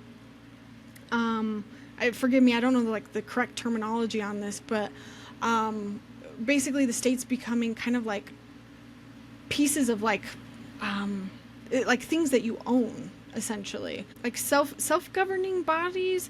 It's whatever he's trying to do with DC right now. Not in the overtaking, but he's trying to like turn DC into its own like he's like trying to, I don't know, I need to find the exact right thing on that. And so that's where I get again that like the message here is like we have to decide what we want to be. That's where I feel like the fate is that we are going to fight back. And I feel like with this whole bucket thing and just the fact that we're entering Pluto and Aquarius, like I feel like the people are going to rise up. I feel like people are saying not anymore. And again, I'm seeing this all over the internet. I'm seeing this Pluto and Scorpio generation saying absolutely not. I know it feels like, this is where I want to end this podcast. I know it feels so defeating, but I want you all to realize, like, being an observer psychically to this situation, people are not letting this happen. It feels like it's happening, and things are getting by, but we are using the power of social media to not let it like slide. Everything is getting platformed, is getting shown to the world. Every little thing that they do is getting blasted on the internet. Nothing is sliding by. And that's the difference between now and back then, was you could hide it back then because the people didn't know, they were unaware. And that's the difference between now and back then. And I know I've said that last time, and I'm going to say it every time. You might not see it on cable TV. You might not see it on Facebook. You might not even see it on Instagram, but you might see it on some of those other platforms. And to kind of allude to my next podcast, I really want you to embrace the idea that MAGA is the minority. And I really do feel that. I feel like part of their ploy is to pit us against each other, to distract us from the real enemy, which is them. And I actually feel like the majority of us did not want them in charge. And so they made up Trump, or the MAGA versus the left versus right. But I actually truly believe that MAGA is very small. I don't get me wrong, there are racists, there are awful, awful people that he has emboldened. They are out there. I hate them. We all hate them. They reflect in us a part of ourselves that we do not like, that we want to better. And point being, I feel like he cheated. I feel like there is data, and I'm going to bring that in my next podcast. And we might not ever be able to prove that in court. They are trying. We might not ever be able to get like vindication from that. It might not ever get proven. But I do feel like there are more good Americans than there are bad. And it's like we have to remember that. We have to remember that we need to come together and that we're actually all on the same side. It's like they know they can't win. Or else, like, why would they be cheating? Why would they try to be fucking gerrymandering, like, congressional seats? Why would they be, like, why would, like, Trump have to, like, pay people to show up for his, like, birthday, rally, you know? I've seen so many stories of Trump supporters leaving, and they're leaving quietly. You have to remember, they are not going to be leaving loudly. They're not going to be like announcing it because they're embarrassed. They're embarrassed to have been duped. They are embarrassed that they fell for it, and they don't want to announce that. And so we have to remember to treat those people with kindness. It's okay to be mad at them, but I think the best advice that I've heard somebody say, because a lot of people are just like being angry at them, being like, how dare you, how could you, I think the best way to say it, and this isn't like excusing, somebody treating you horribly or abusing you. You can still absolutely have boundaries with family members or, friends that are treating you poorly. But, for strangers, on the internet or strangers in real life, instead of like, screw you, I can't believe you voted for him or voted for this or that, it's instead turning it around and being like, yeah, how dare he? Like, I cannot believe he did that. It's kind of like siding with them and redirecting who the real problem is. Like, pointing it to him, agreeing with them. Like, yeah, he duped you. He duped us. It's kind of like that redirection in a way. I've seen so many stories of people saying that Trump flags are going down. They're getting taken. They're getting removed. I don't know if I said this, but I do think that part of this pushback and flashpoint will probably be MAGA finally pushing back and fighting back against him. And I think that's the part that might get ugly. Because they're the January 6th folks. So yeah, point being, we have to treat each other kindly because we have to be united for what's ahead. And again, I'm saying all of this because this is what I'm getting from Spirit just constantly as I'm like witnessing all of these events happening. And like, I just want to say like a special shout out to all the parents out there, because like we are having to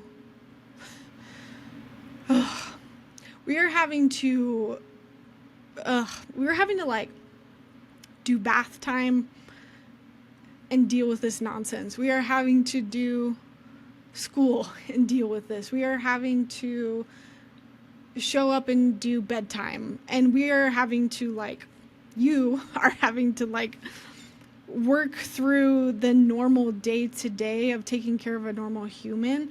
No one has prepared you for raising your child in a fascist USA. You did not bring your kid into this world expecting that. And I just I want to one, say that you are not crazy, that this is crazy. That you gotta take breaks. You have to check in with yourself and say, what am I capable of holding today? Some days you just gotta worry about you and your kiddo and what can you hold. If you have extra time to turn on your phone and see what can I do for my community today, awesome. But if you can't, you gotta check your tank. What do you have the capacity for? And be gentle with yourself, because some days you don't have the enough to give. And I think we as parents need to understand that it's okay, and we can rely on those who don't have kiddos to maybe pull a little bit more for those of us who got to protect their safety. I just want to affirm that it's a lot to hold, just that feeling of not being able to do something because you got to take care of a tiny human, but you are doing something. And I think, again, nervous system regulation, figuring out what your capacity is, and again, community is so important. And me, myself, I am still on the fence of doing this dance. Some days I'm like, absolutely no way, I am not leaving. I'm going to stay here and fight. You cannot take this away from me. And then other days I get these intuitive hits and I'm like, I cannot be irresponsible and put my children through this, and I hate this so much. I hate this.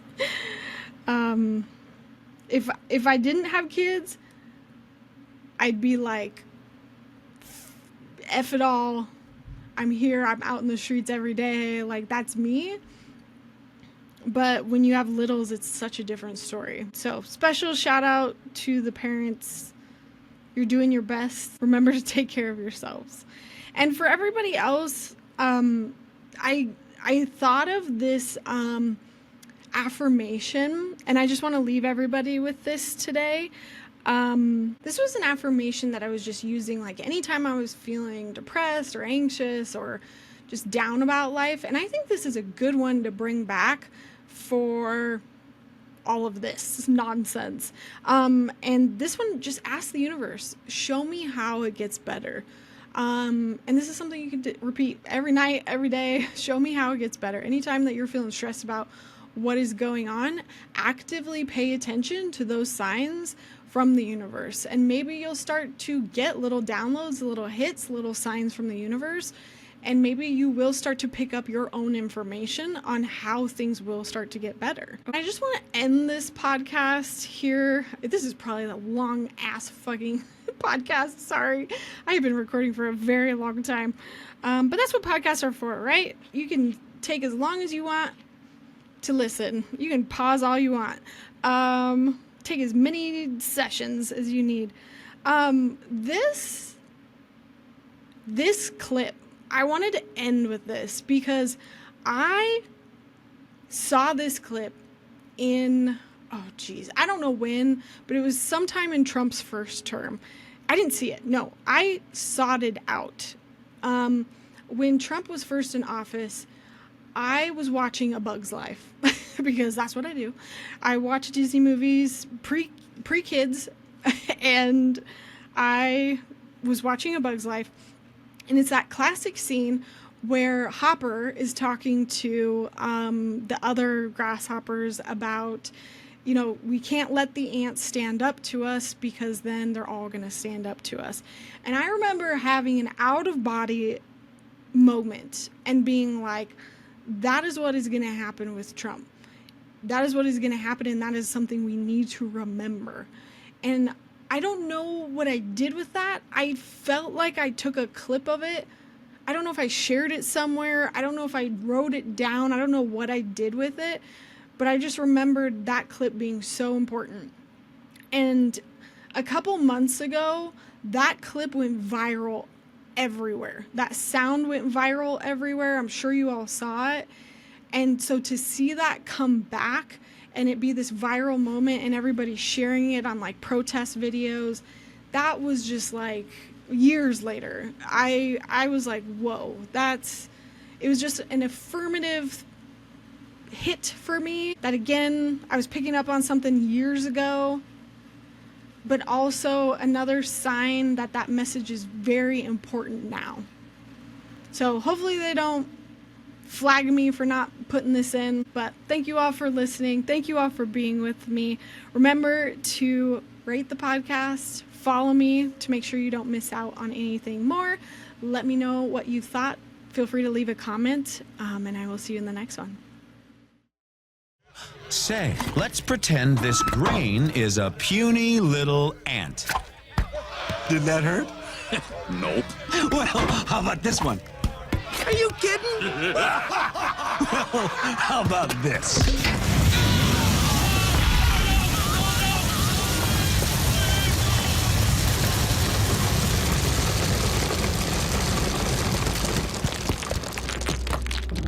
You let one ant stand up to us, then they all might stand up.